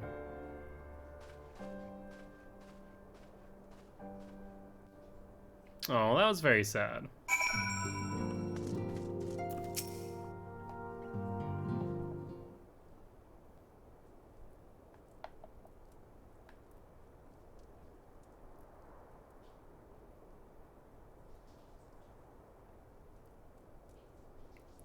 Even Yda's quiet.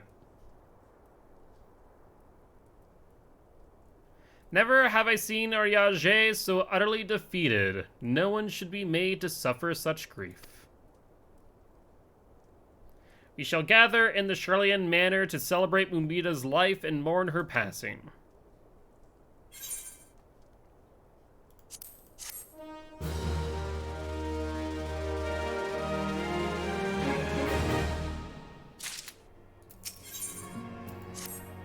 As Mumbrita was native of Charlian, I feel it's only fitting that we gather before the Mark of the Scholar. Are you familiar with the stone? It is a monument found at Rathfrost, and is sacred to Thaliarch, guardian deity of the City of Learning. There shall we pray for our dearest friend's soul and bid her a peaceful return to the light of the Mother Crystal. Okay, so it's in Mordona. So let's go out this way.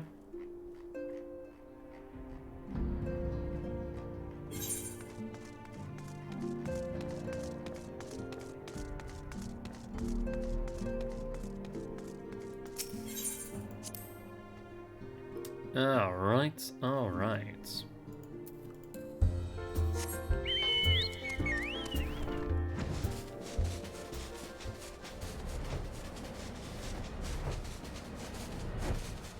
Taking a bit of a roundabout way to get there.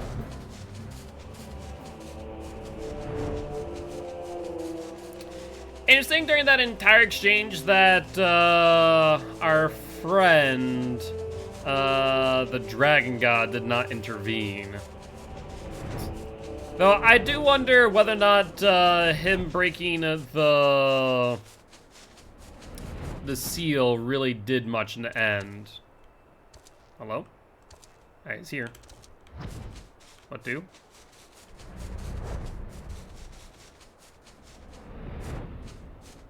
Eh? Oh, there it is. I literally could not see it between that and the friggin' plasmoids.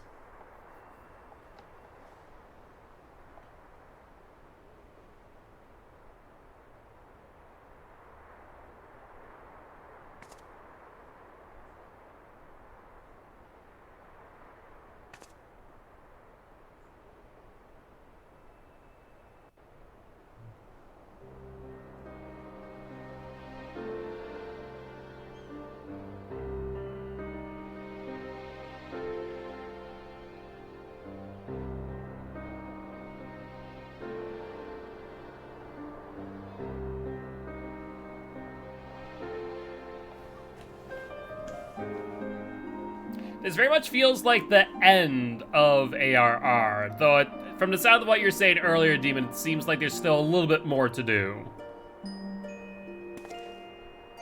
I guess we still have Ul'dah to wrap up. Forgive me, Moonbreeder. Had I been quicker or wiser, but I was not, and you paid the price. But you would not suffer us to wallow in our sorrow, would you?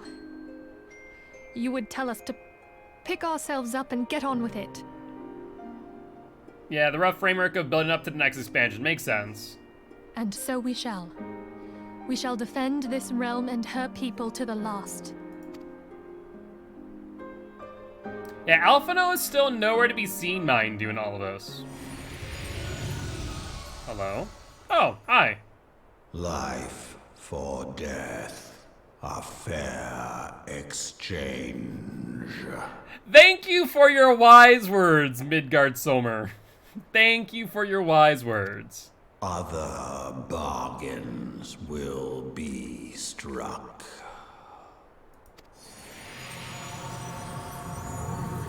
Cryptic as ever. Can everyone else hear him or no? I'm getting the sense that the answer is no. As Chill watch popcorn and come to taunt you. I mean, that wasn't necessarily a taunt as much as it was an observation, I would wager. It was a bit of an observation and more or less a statement to be made.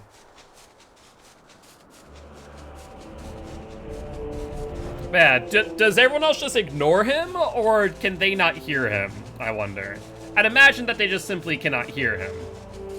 I mangle that. Note self stop typing while running from a tell.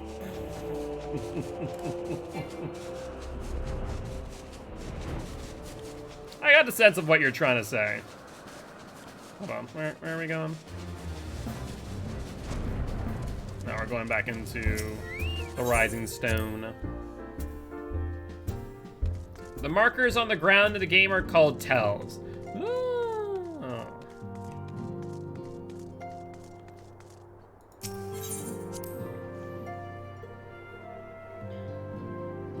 But yes, MIDI is only visible to you unless you choose to show up to others. We have said our farewells. The pale pall of sadness has diminished but little. Forgive me as incident. 'Tis my job to be the pillar of strength for all others to lean upon. Yet I also believe the grief you feel now is precious in its own way and not to be lightly swept aside. Do you not agree, Rose? I would agree. One does need to grieve. As someone who sucks at doing so.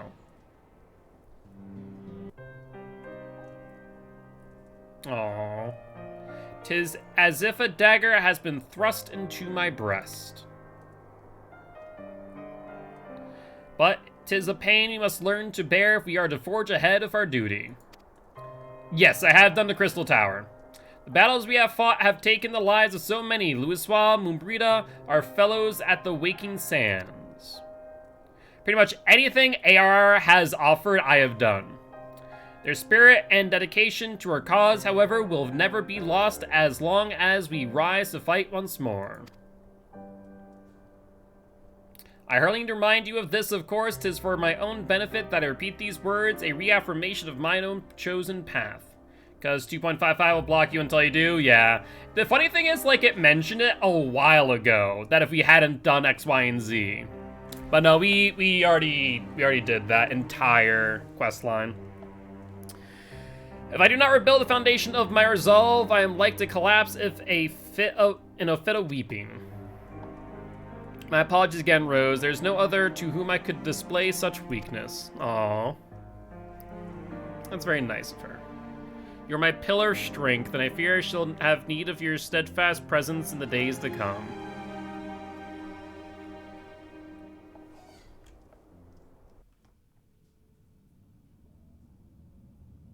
A victory won, a comrade lost, to honor the fallen, the living forge ever on towards the light of a new day.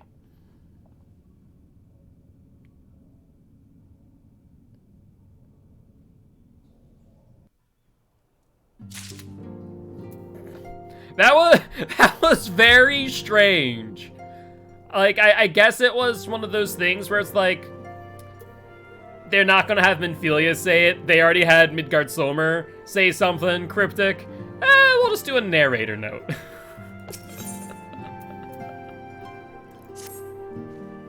Have you a moment, Rose? I believe Yida wished a word with you.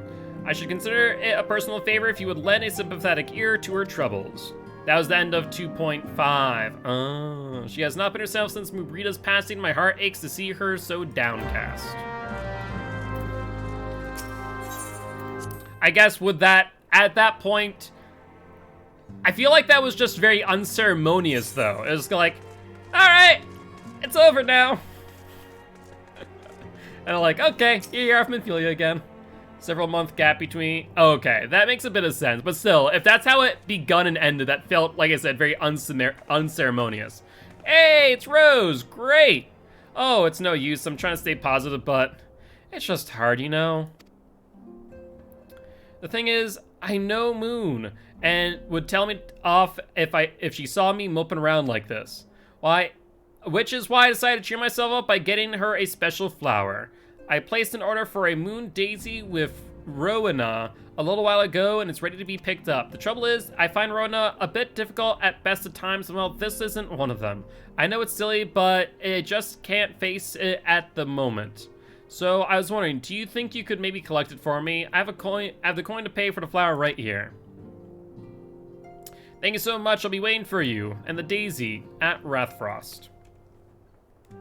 Oh, that's sad to see Yida so despondent. Ishtola.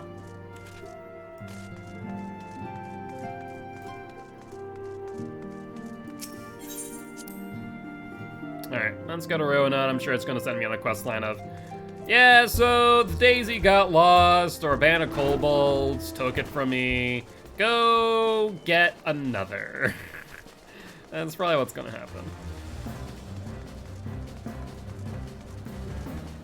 Rowena, you has flour for me, or more accurately for Yida. What can I do for your day, adventurer? Eldritch trinket to trade. I've got you running errands now. Them Scions really know how to make the most of your talents, don't they? Send the savior of Eorzea to Bleeding Market. Fine, use of your time that is. Seriously though, you best learn how to say no or they'll have you mucking out the Chocobo stables next. Am I gonna tell her that's for a dead comrade? Anyway, that was it. What was it you're here to pick up? The Moon Daisy, was it? Here then, take it. Until that Ida lasts, I've got a wide selection of headwear in stock. She decides to replace that dowdy old mask of hers. God knows she needs to.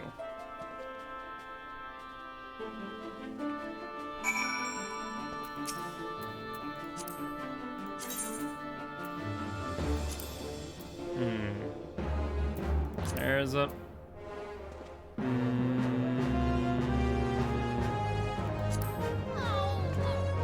Bad Rona.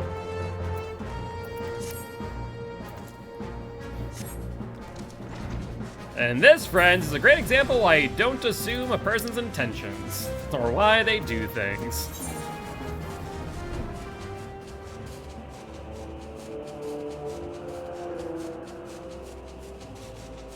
Alright. Can I make it over this? Maybe? No. Worth a shot. Worth a shot.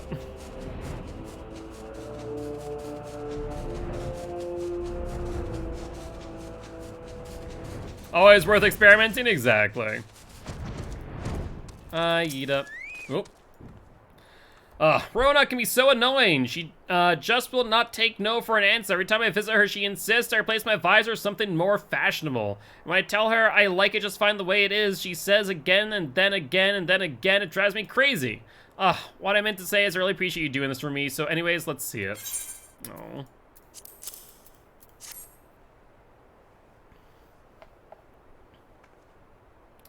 Mombrita loved these things, you know. I hope that somewhere, somehow, she knows I'm still thinking of her.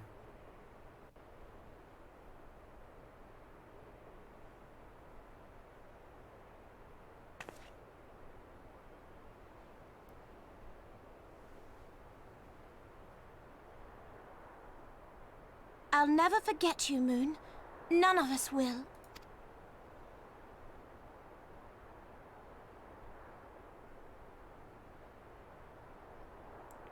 Hello, friend. The song riseth to a crescendo. Thank you, Midgard Sommer. Thank you for those wise words. Are you telling me we just sat here and we're, you know, helping our friend in her grief, and now the Guardians are about to suffer a fiery end? Is that what you're saying?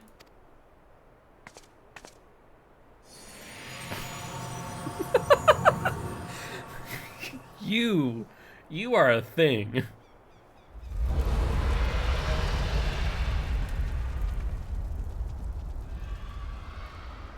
Well, there are the dragons. Sure enough.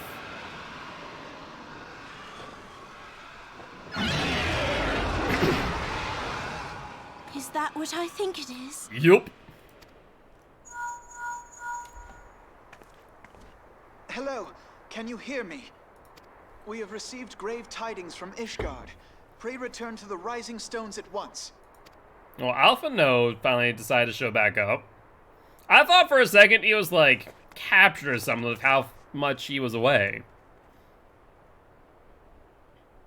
I still don't trust Ilbred. Or Ilbird.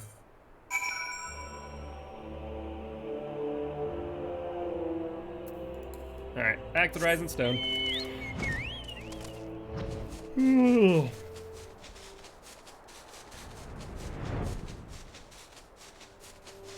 And And we want to go, like, right into that big tower, but there's no good way of getting in there from this side, unfortunately.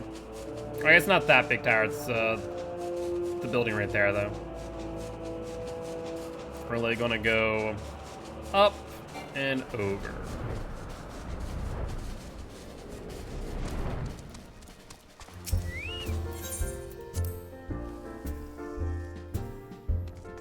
Alright.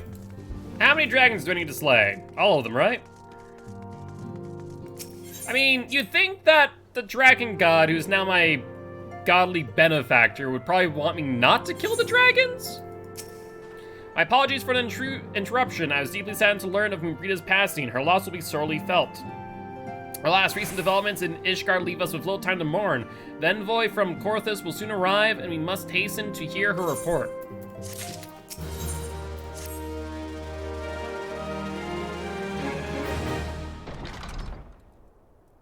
The envoy is here.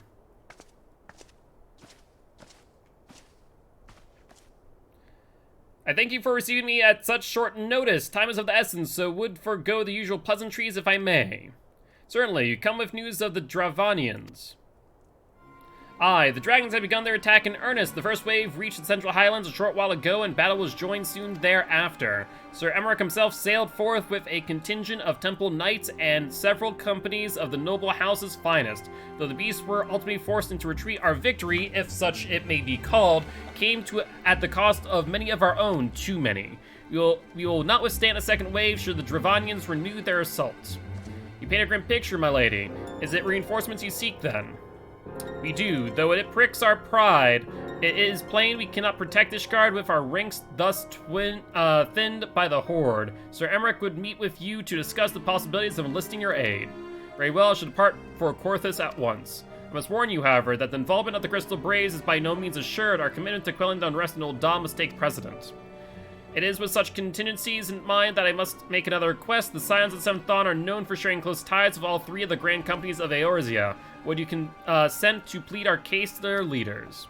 Though I am gladly appeal to the grand companies on your behalf, I dare not promise a favorable reply. You need say no more. Considering our past dealings of the Eorzean alliance, I can well imagine how our plea will be received. But the fate of Ishgard hangs in the balance, and we must explore every avenue still open to us, no matter how unpromising. I see very well I should send envoys to each of the allied nations and have them present your request directly to the heads of the grand companies. In the event that your plea does receive a favorable answer, know that any support is certain to be conditional. Demands will be made of Ishgard. That is only to be expected. Rest assured that I speak with Sir Emmerich, speak with Sir Emmerich's authority in this matter, and that our actions are fully sanctioned by the Holy See. Which brings me to my final request, a personal appeal to you, Warrior of Light. The Lord Commander much desires to speak with you regardless of your fellow's involvement. You faced Midgardsormr and survived. Anything you can share of your experience may yield us an advantage over a foe. Hey, Midgardsormr, you wanna say something? Thank you. You wear the mantle of hero well. Twould seem the road leads us both to Camp Dragon's Head. Seek me out when you arrive, Rose. I'm sure Alphino will remind us, do not speak a word of that Midgardsormr talk to you and continues to talk to you. A cutscene. Oh, did it teleport us directly too? Fancy that.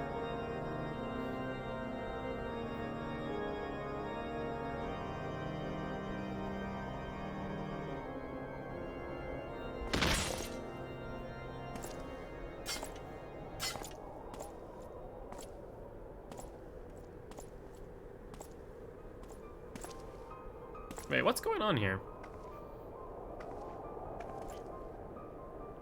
Iceheart. She returns.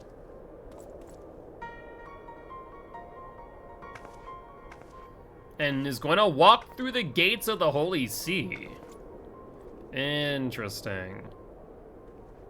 The sons must answer for their father's misdeeds. Only then will the cycle be broken. Spoken like Midgardsormr. Is she gonna just transform into Shiva? Hold up, what? What happened here? What this?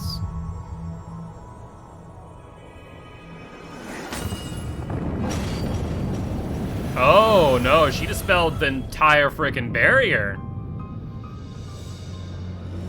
Brothers and sisters of the heavens, we raise our voices and join you in the chorus. Well, The sinner's feeble magics are undone.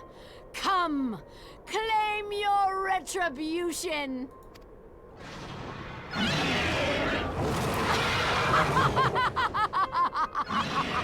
in other words, Ishgard is screwed.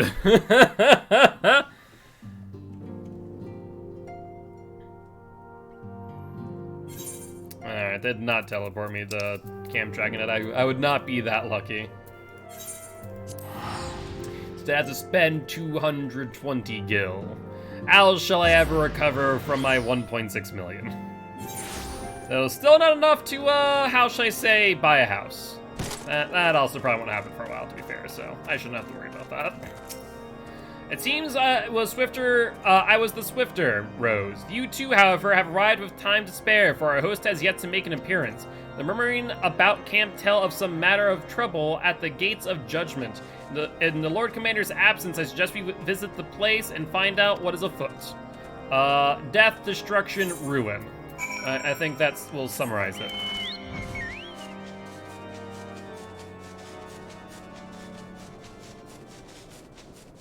Alright. Goo-boo. There's a lot of things to do here.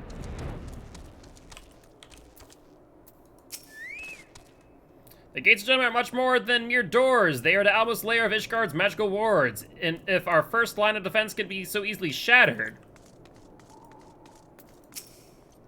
When I laid eyes upon Lady Iceheart, I felt the marrow freeze within my bones. Oh, were they tempered? Heretic scum! How dare they meddle with our divine protections? I shall rid our nation of their blasphemy, even if it means cutting them down one by one. We need not fret over much. There are yet several layers of arcane protection that shield the city from invasion. Mother will be fine. Yeah, that's not great.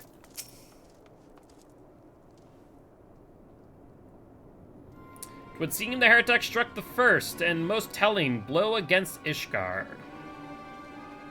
Silence, we expect you at Camp Dragonhead. My apologies, we chanced to hear that there had been trouble at the gates and thought it prudent to investigate the cause. Then you have learned of the heretic's treachery. Lady Iceheart led a force to her followers against our defenders and came close enough to dispel the first of our wards. Let us speak more of this back at camp. Sir Emmerich awaits you. I go out here to just go back there. Why?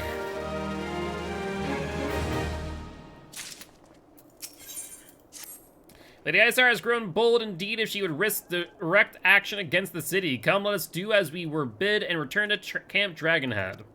Lord Harchefont will know where Sir Emmerich means to receive us.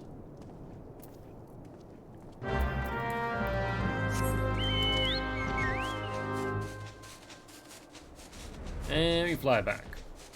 What's that to my right? Is that someone's mount flying in the air? What is that? Whatever it is big.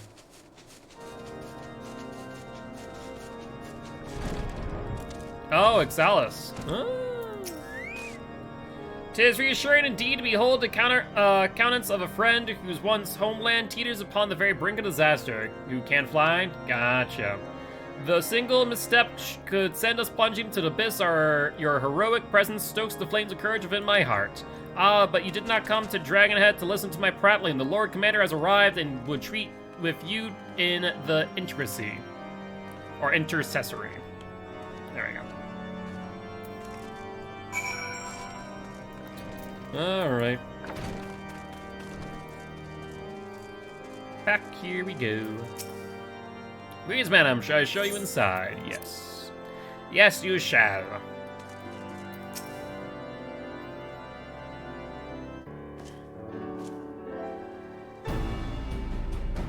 I thank you for coming with such haste and apologize for my absence. Suffice it to say, Lady Iceheart and her heretics have much to answer for.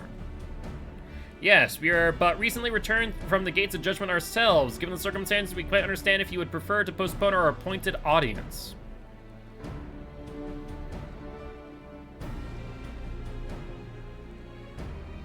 On the contrary, Master Alphino, I think it is more important than ever that this meeting take place. Rest assured, I shall return to my post on Ishgard's walls the moment our business is concluded. Before we move on to the subject of reinforcements, however, I would introduce you to a close friend and stalwart ally, Estinine.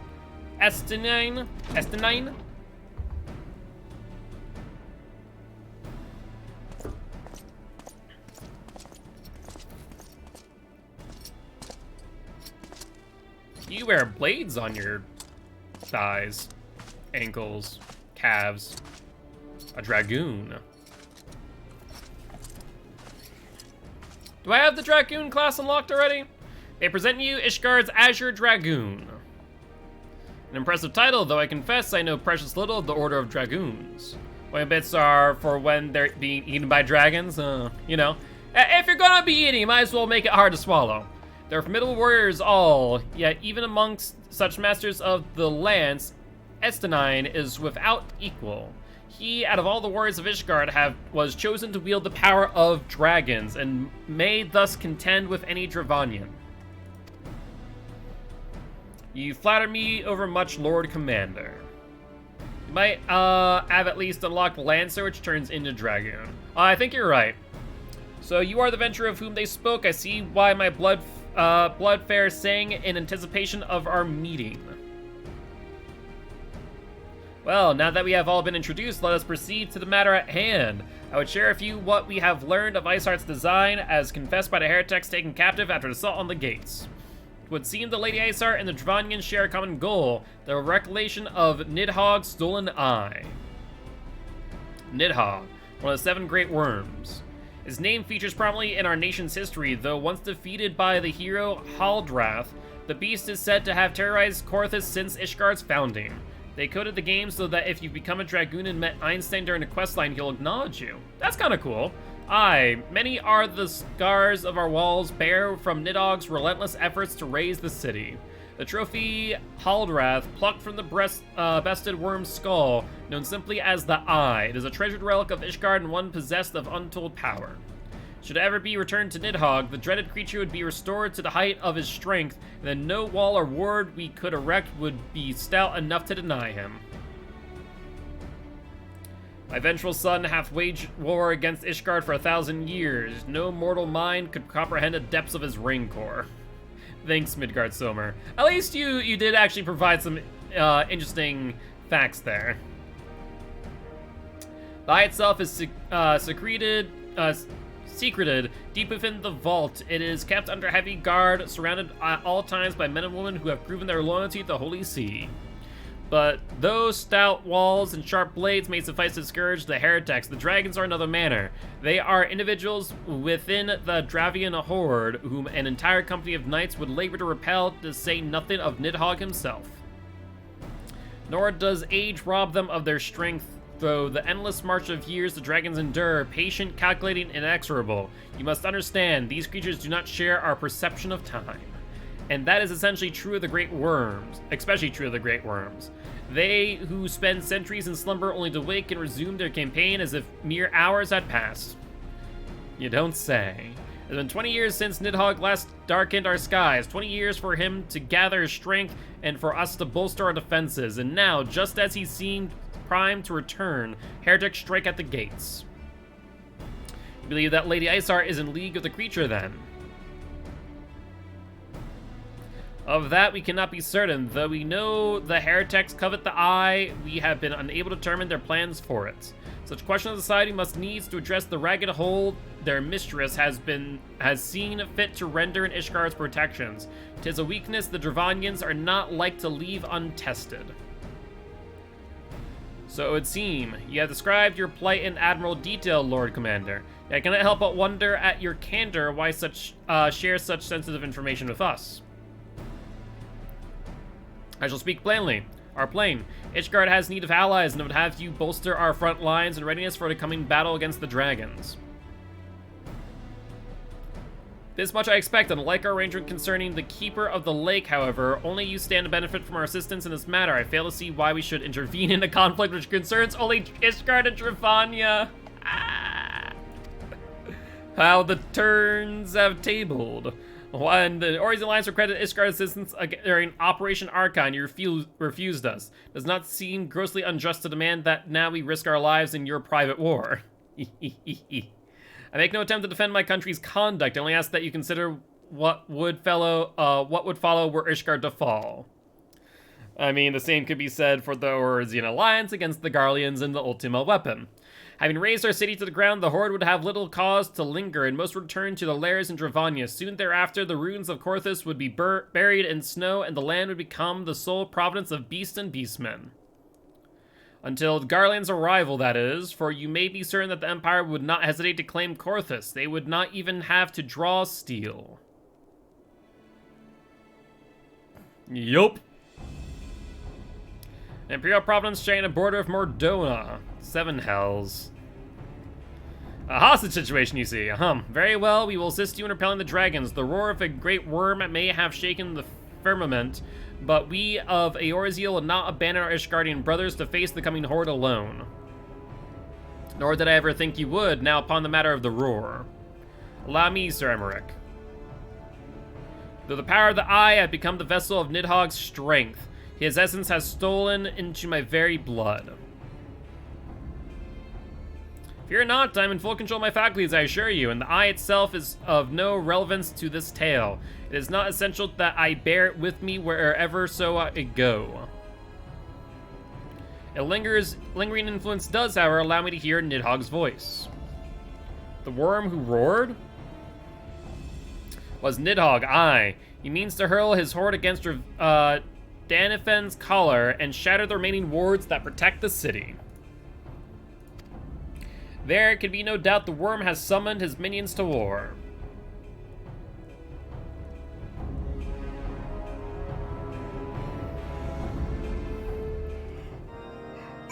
Alright, talk to Alfie. Though the circumstances are far from ideal, the desperate endeavor will at least provide us an opportunity to bring the sister states of Eorzea together in common cause. Sir Emmerich was more ruthless in his negotiations than I had anticipated. I suppose one must give no quarter when one's home is at stake. But did you see the look on his face when he formally requested our assistance? Though the Lord Commander has long campaigned for Ishgard to open its gates to outsiders, I suspect this softness of the Holy See's attitude towards foreign cooperation comes at something of a bittersweet victory. The days ahead promise to be interesting indeed.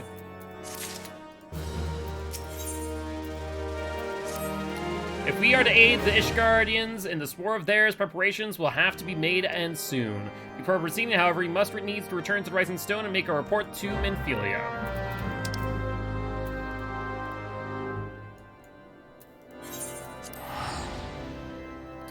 Alright.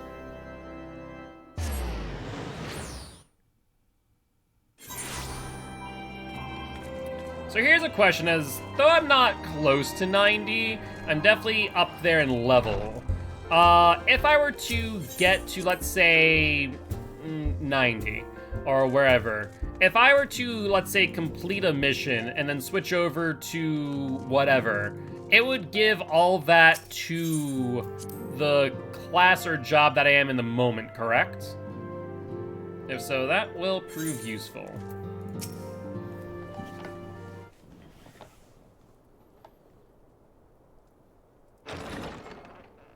I'm in Menphilia. Depends on the level of the job versus the level of the quest. Ooh. Alphino, it is good to see you. Tell me, what have you learned? So there's too much of a level disparity, it won't do anything? Others. Everyone must hear my report.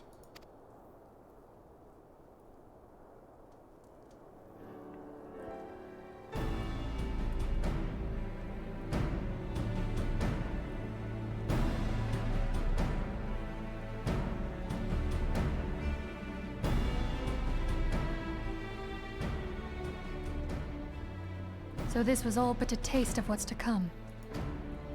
Indeed. The main host advances upon Ishgard as we speak. So level 80 job will get XP from a level 80 quest, but the quest will be locked if you're level 79. Understood. Whose vaunted defenses have been nullified. Shorn of its wards, the city will bear the full force of Nidhogg's fury. All those people. Alphinaud is right. The Dravanians cannot be allowed to prevail. If Ishgard falls, all of Eorzea will suffer the consequences. That is accurate. Then you agree that we have no choice but to intervene. For the good of the realm, the Scions of the Seventh Dawn and the Crystal Braves must join the defense of Ishgard. Let there be no ambiguity about what has been proposed. We would be directly intervening in the war. Yes. But if all here believe the cause to be just, then to war we shall go. I mean, either that or the Garleans will be on our doorstep. The path we now embark upon is perilous. But I pray you will walk with us to the end. Is that a question? For those we have lost, for those we can yet save.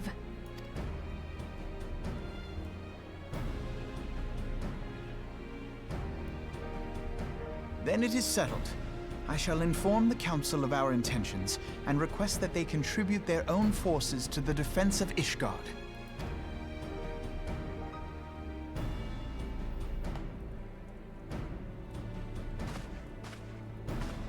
I feel like getting Gridania and Limsa on board will be easy. Ul'dah, on the other hand, maybe not so much given the circumstances of things.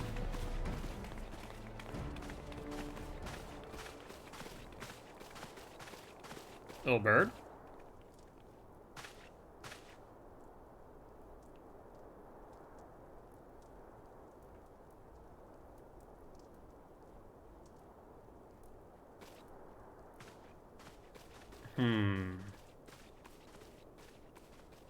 Still don't trust the guy.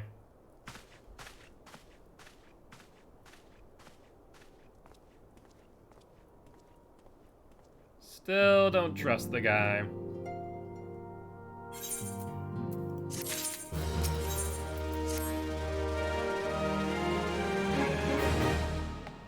I have bid the Archons travel to their assigned nations. Should the members of the Alliance agree to pledge Grand Company soldiers to Ishgard's cause, our comrades will be on hand to act as intermediaries for the duration of the conflict. The small matter of persuading the Alliance leader to grant such support I leave to Alphinaud.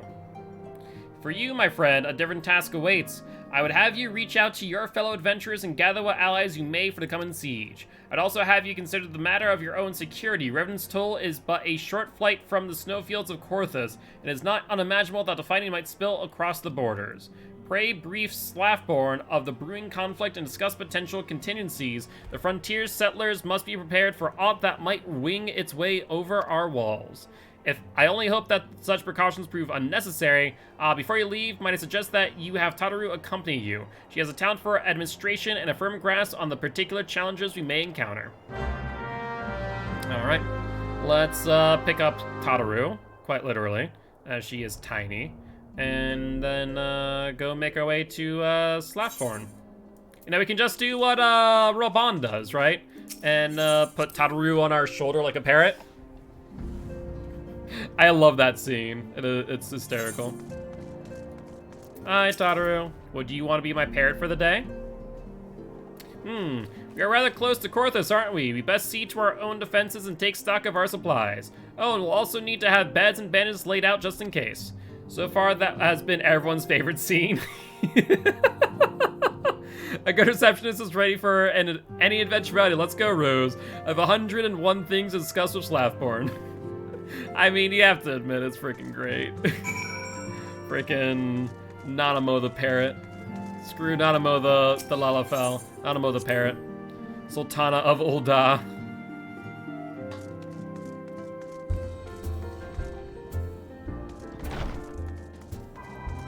Hi, Slaftborn. Appreciate the warning. If war is coming to Korthus, then the toll must be made ready. I'll increase the number of patrols and lookouts immediately. Also see about finding room for an infirmary as well as a temporary housing for victims of the conflict. Ishgard has done well by us in the past and returned the favor. But as for rounding up volunteers for the fighting itself, I'm afraid I must disappoint you. I will not send my fellow guild members to die on Ishgard's soil, and I am certain headquarters will say the same. There will be no official Adventurers Guild presence at this siege. That said, each adventurer is of course free to do as he or she will. I shall have a word with some of my more capable colleagues on your behalf, and you might try your luck here in Revenant's Toll. I dare say there are a few stout souls about town who will answer your call to arms. There's a wind-up Nanamo, and yes, it sits on your shoulder. Fantastic. Let's get started, shall we? We have a town to rouse. It's gonna be like 20 things popped up, isn't there? Yeah, pretty much. Oh, it's actually like a cutscene. No. Spare me your talk of glory and fame. I'm not in the habit of volunteering for lost causes. I survived this long by trusting my instincts. My instincts tell me to stay well away from Ishgard. Alright, screw you then. Go down a hole. Hey, hello, friend.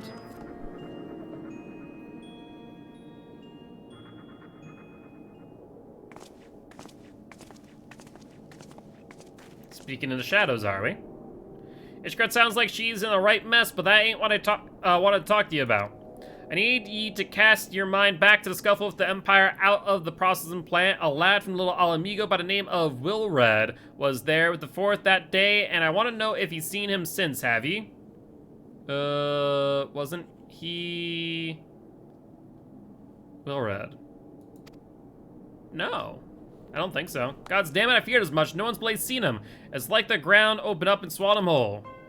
But that ain't all. Around the time Wilred stopped turning up for duty, then black market women went messing from the vault in Ul'dah. So now, of course, half the Braves suspect the lad off making off with the goods. For like to believe our company's a disciplined fighting force, but as you and me know, it's no mere a motley collection of mercenaries, adventurers, and Grand Company veterans. The only thing as binding us together is some vague oath about fighting for the freedom of all, that and the steady pay. Now, compared to most others in the crew, Ril's a fresh-faced novice, a bleeding whelp amongst wolves. But the boy has got passion. When he talked about being a guardian of Eorzea, he bloody well meant it, and a lad like him wouldn't rob us blind and bugger off like that. He ain't the type. And this is just between you and me, mind. There's a fact that lad wanted to tell me about something queer he noticed in the ledgers. Something about the Braves' numbers not adding up. There's a villain at the end of this trail I've stumbled on, and I'll bet me a good eye it ain't young Wilred. Any road you've got a war to wage, so I'll let ye get on. I just thought someone should know. I'll be seeing your Rose. I think it's Ilbred. Or Ilberd, I forget which way it goes. Ilbred, Ilberd. Alright, let's see. Let's go Desoe. So how do I get this wind-up Nanamo? So Ishgard seeks sellswords to bolster its ranks, eh? Though I'm not sure I like the sound of the siege, those nobles will surely be generous with their rewards. But I have pledged myself to guard Revenant's Toll. Modest work though it is, I am loath to break the terms of my contract. What to do.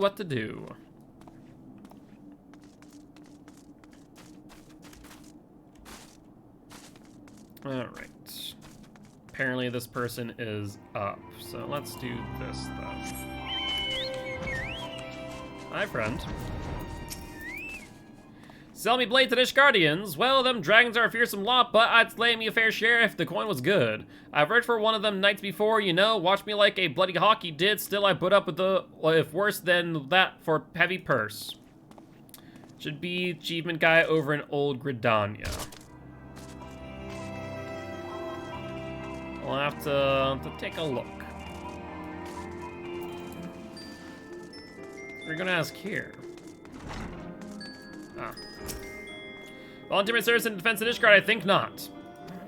Dragons claimed the lives of every one of my brothers. I do not mean to offer them mine. 'Twas to escape such a fate that I took up the mantle of adventure in the first place. I'd sooner die in pursuit of fortune than huddled behind an icy wall. I used to be a veteran's reward before they stopped doing rewards based on subscription length. Fair enough.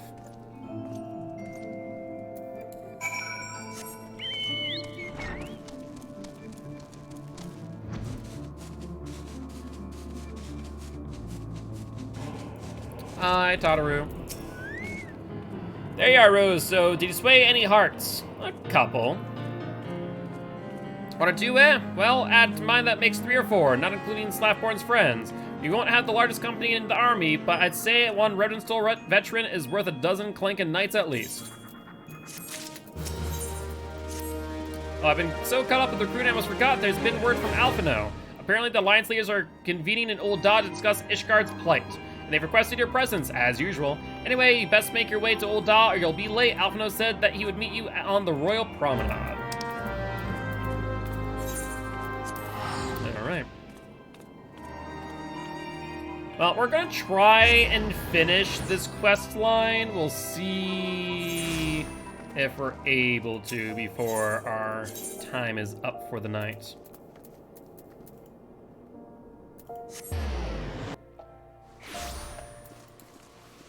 All right.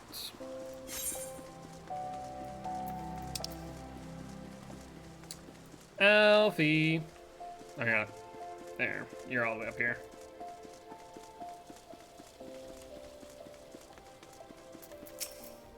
My apologies for calling away from your task. I'd hoped to proceed with the negotiations one leader at a time, but it seems my urgent request for an audience have prompted a gathering of the council.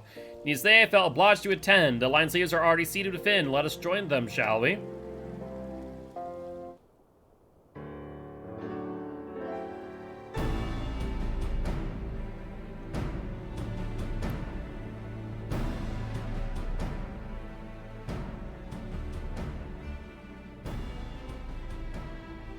We are well aware of Ishgard's dilemma, and we agree with your assessment. However... Then I trust there are no objections to the Crystal Braves' intervention. Ul'dah has none. Gridania does not object. The Crystal Braves are yours to command, Alphino. Do what you will. We shall pray for your success. And of the companies? It was my hope that you would offer more substantial aid than prayer. I know it is within your means. Do not presume that you have knowledge of our every concern. The Garleans and the Beast Tribes are but two of many. Yes, but the Garleans are a much larger threat than one might think. We are not in a position to contribute greatly to the defense of Ishgard. Not when our own homes are still under siege. Yeah, but I've killed most of the primals. They can't be back yet.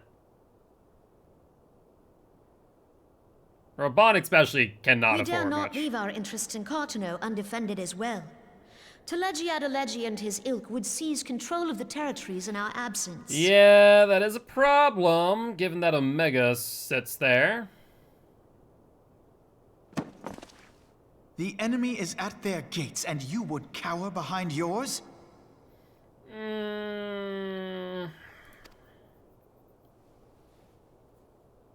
No one is cowering, boy. We will offer what support we can. Aye, support. A handful of men and no more. Would that we could commit more than a token force to this cause. Yet there are others to whom you might turn.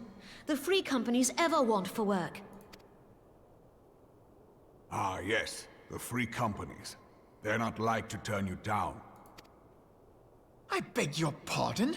You would entrust the survival of Ishgard to sell swords? Crises like these are the very reason why this alliance was formed. It is our duty to aid our fellow man. Don't push your luck, Alphino. My duty is to my country and my people. If you expect us to place the welfare of a foreign power above our own, you're going to be sorely disappointed. Yes, but if we were to show them what they did not show to us, then it might repair the relations between Ishgard and Eorzea. Lest you doubt, Limsa comes first, then the Alliance, and finally, circumstances permitting, Ishgard and the rest. If you cannot understand so simple a concept, then you have no place at this table. Oof. That's an oof. Forgive me, Admiral. I was careless in my choice of words. One of the few times I've seen Alphino slip up, but more or less due to his passion and convictions than anything. I suggest you assemble a party of elite adventurers, assuming you haven't already. Your fellows served us well during Operation Archon. I dare say they will do so again.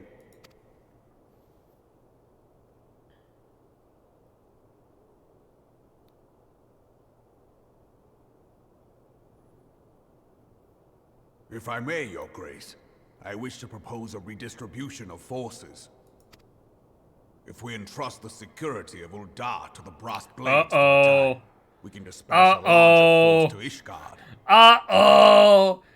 Telegia has his freaking finger on the Brass Blades. This is a recipe for disaster.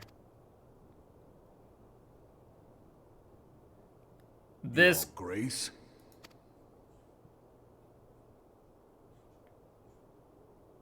Yes.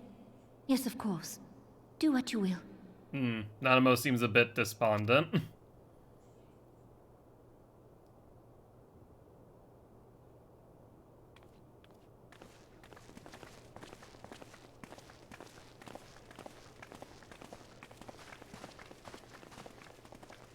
I wonder if Ramban will confront her.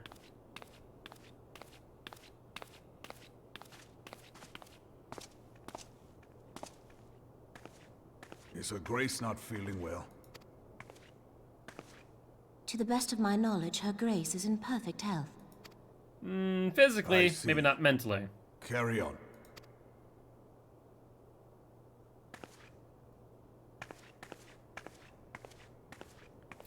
Ramban might have a rugged exterior, but he has a soft spot for Nanamo.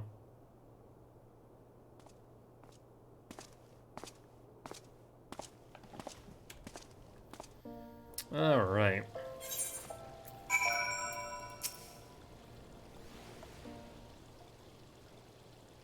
Once again, I owe you an apology. It seems you have been conscripted into leading a contingent of adventurers on yet another mission of inestimable danger. But I fear we have been left with little alternative. We cannot well abandon Lord Harchefont and Sir Emmerich to their fate.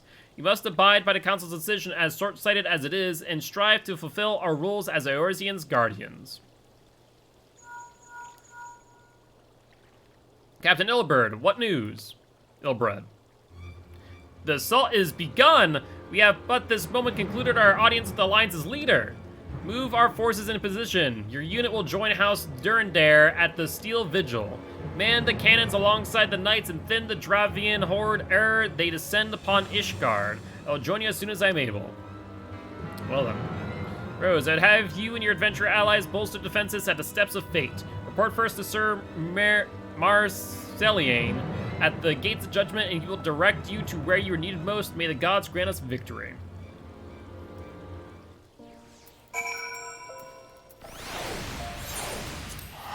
Alright, well, let's teleport there, and I imagine this will probably bring us to a dungeon/raid.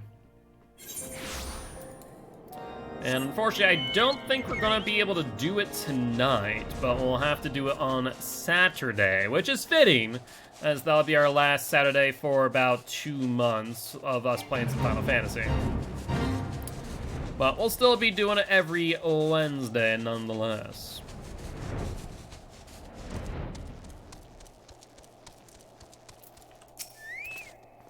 I'll be able to join? Sounds good.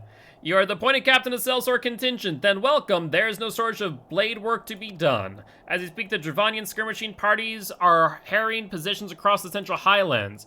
I've assigned the Crystal Braves and your fellow adventurers to contain these scattered attacks, and for the present, I would have you join them.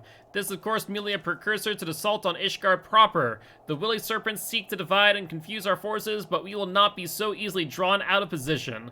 The Temple Knights will remain at the steps of faith and continue our preparations. When the Horde arrives in force, they shall face a wall of Ishgardian steel. Report back to me once their advanced skirmishes are slain.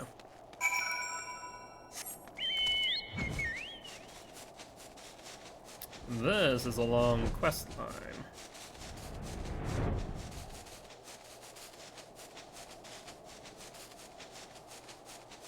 Alright. Let's see. How far out are we? Alright, there. Looks like they are not exactly, how should I say, faring all too well.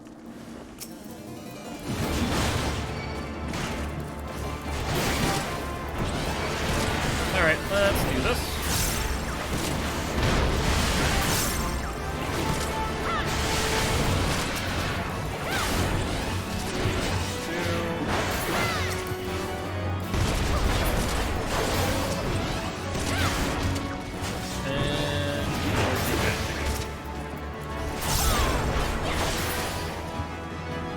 Any more? Yup.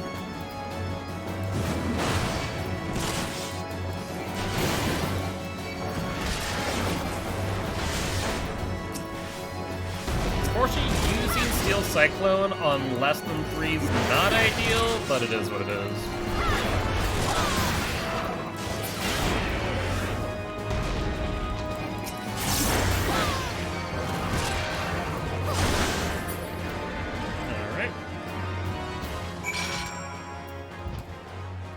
Well, they probably could have been, oh wow, I have to go all the way over there now. Big goof.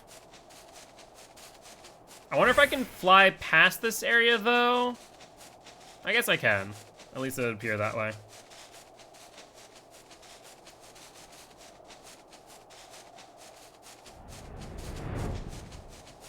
Is this over by, Stone's Vigil? Sea of Clouds. Our steel, there's the Steel Vigil. Okay.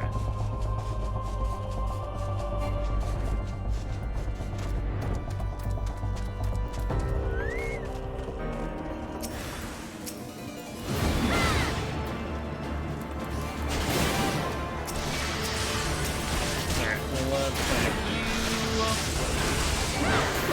Let's go up.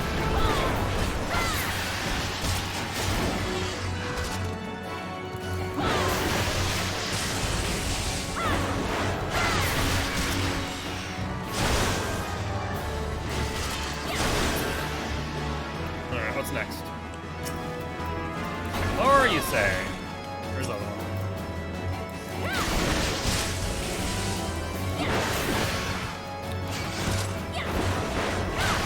I mean, so far, easy enough. These guys are a lot squishier than the last one.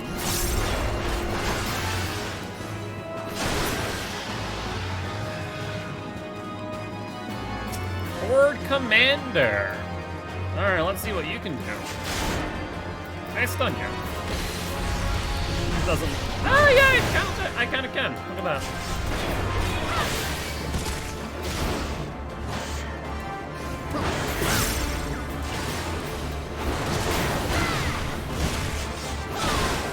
Alright, let's do this. And number 3.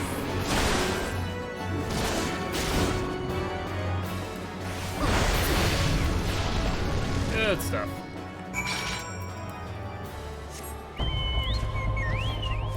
And looks like that will be the end of this quest line, and good timing as we are right at that 4-hour mark. Alright, and I apparently need to go into my frickin' Chocobo saddle and shove things in there in the meanwhile. Hello, friend. What news, adventure? The reinforcements decimated, you say? Dravanian devils, damn their scaly hides. Hold fast to your grief and fury, my lady. We will avenge the deaths of your fellows in the battle to come. Alright. Well, on that note, guys, we are going to end the stream here. As always, if you guys did enjoy the show, please make sure to hit that follow button. If you haven't already, though, definitely make sure to check out our Extra Life campaign. We're trying to help heal kids at Sanford Children's Hospital here in Fargo, North Dakota. On that note, guys, I'll see y'all tomorrow at 7 p.m. CST for some Dead by Daylight. Bye-bye!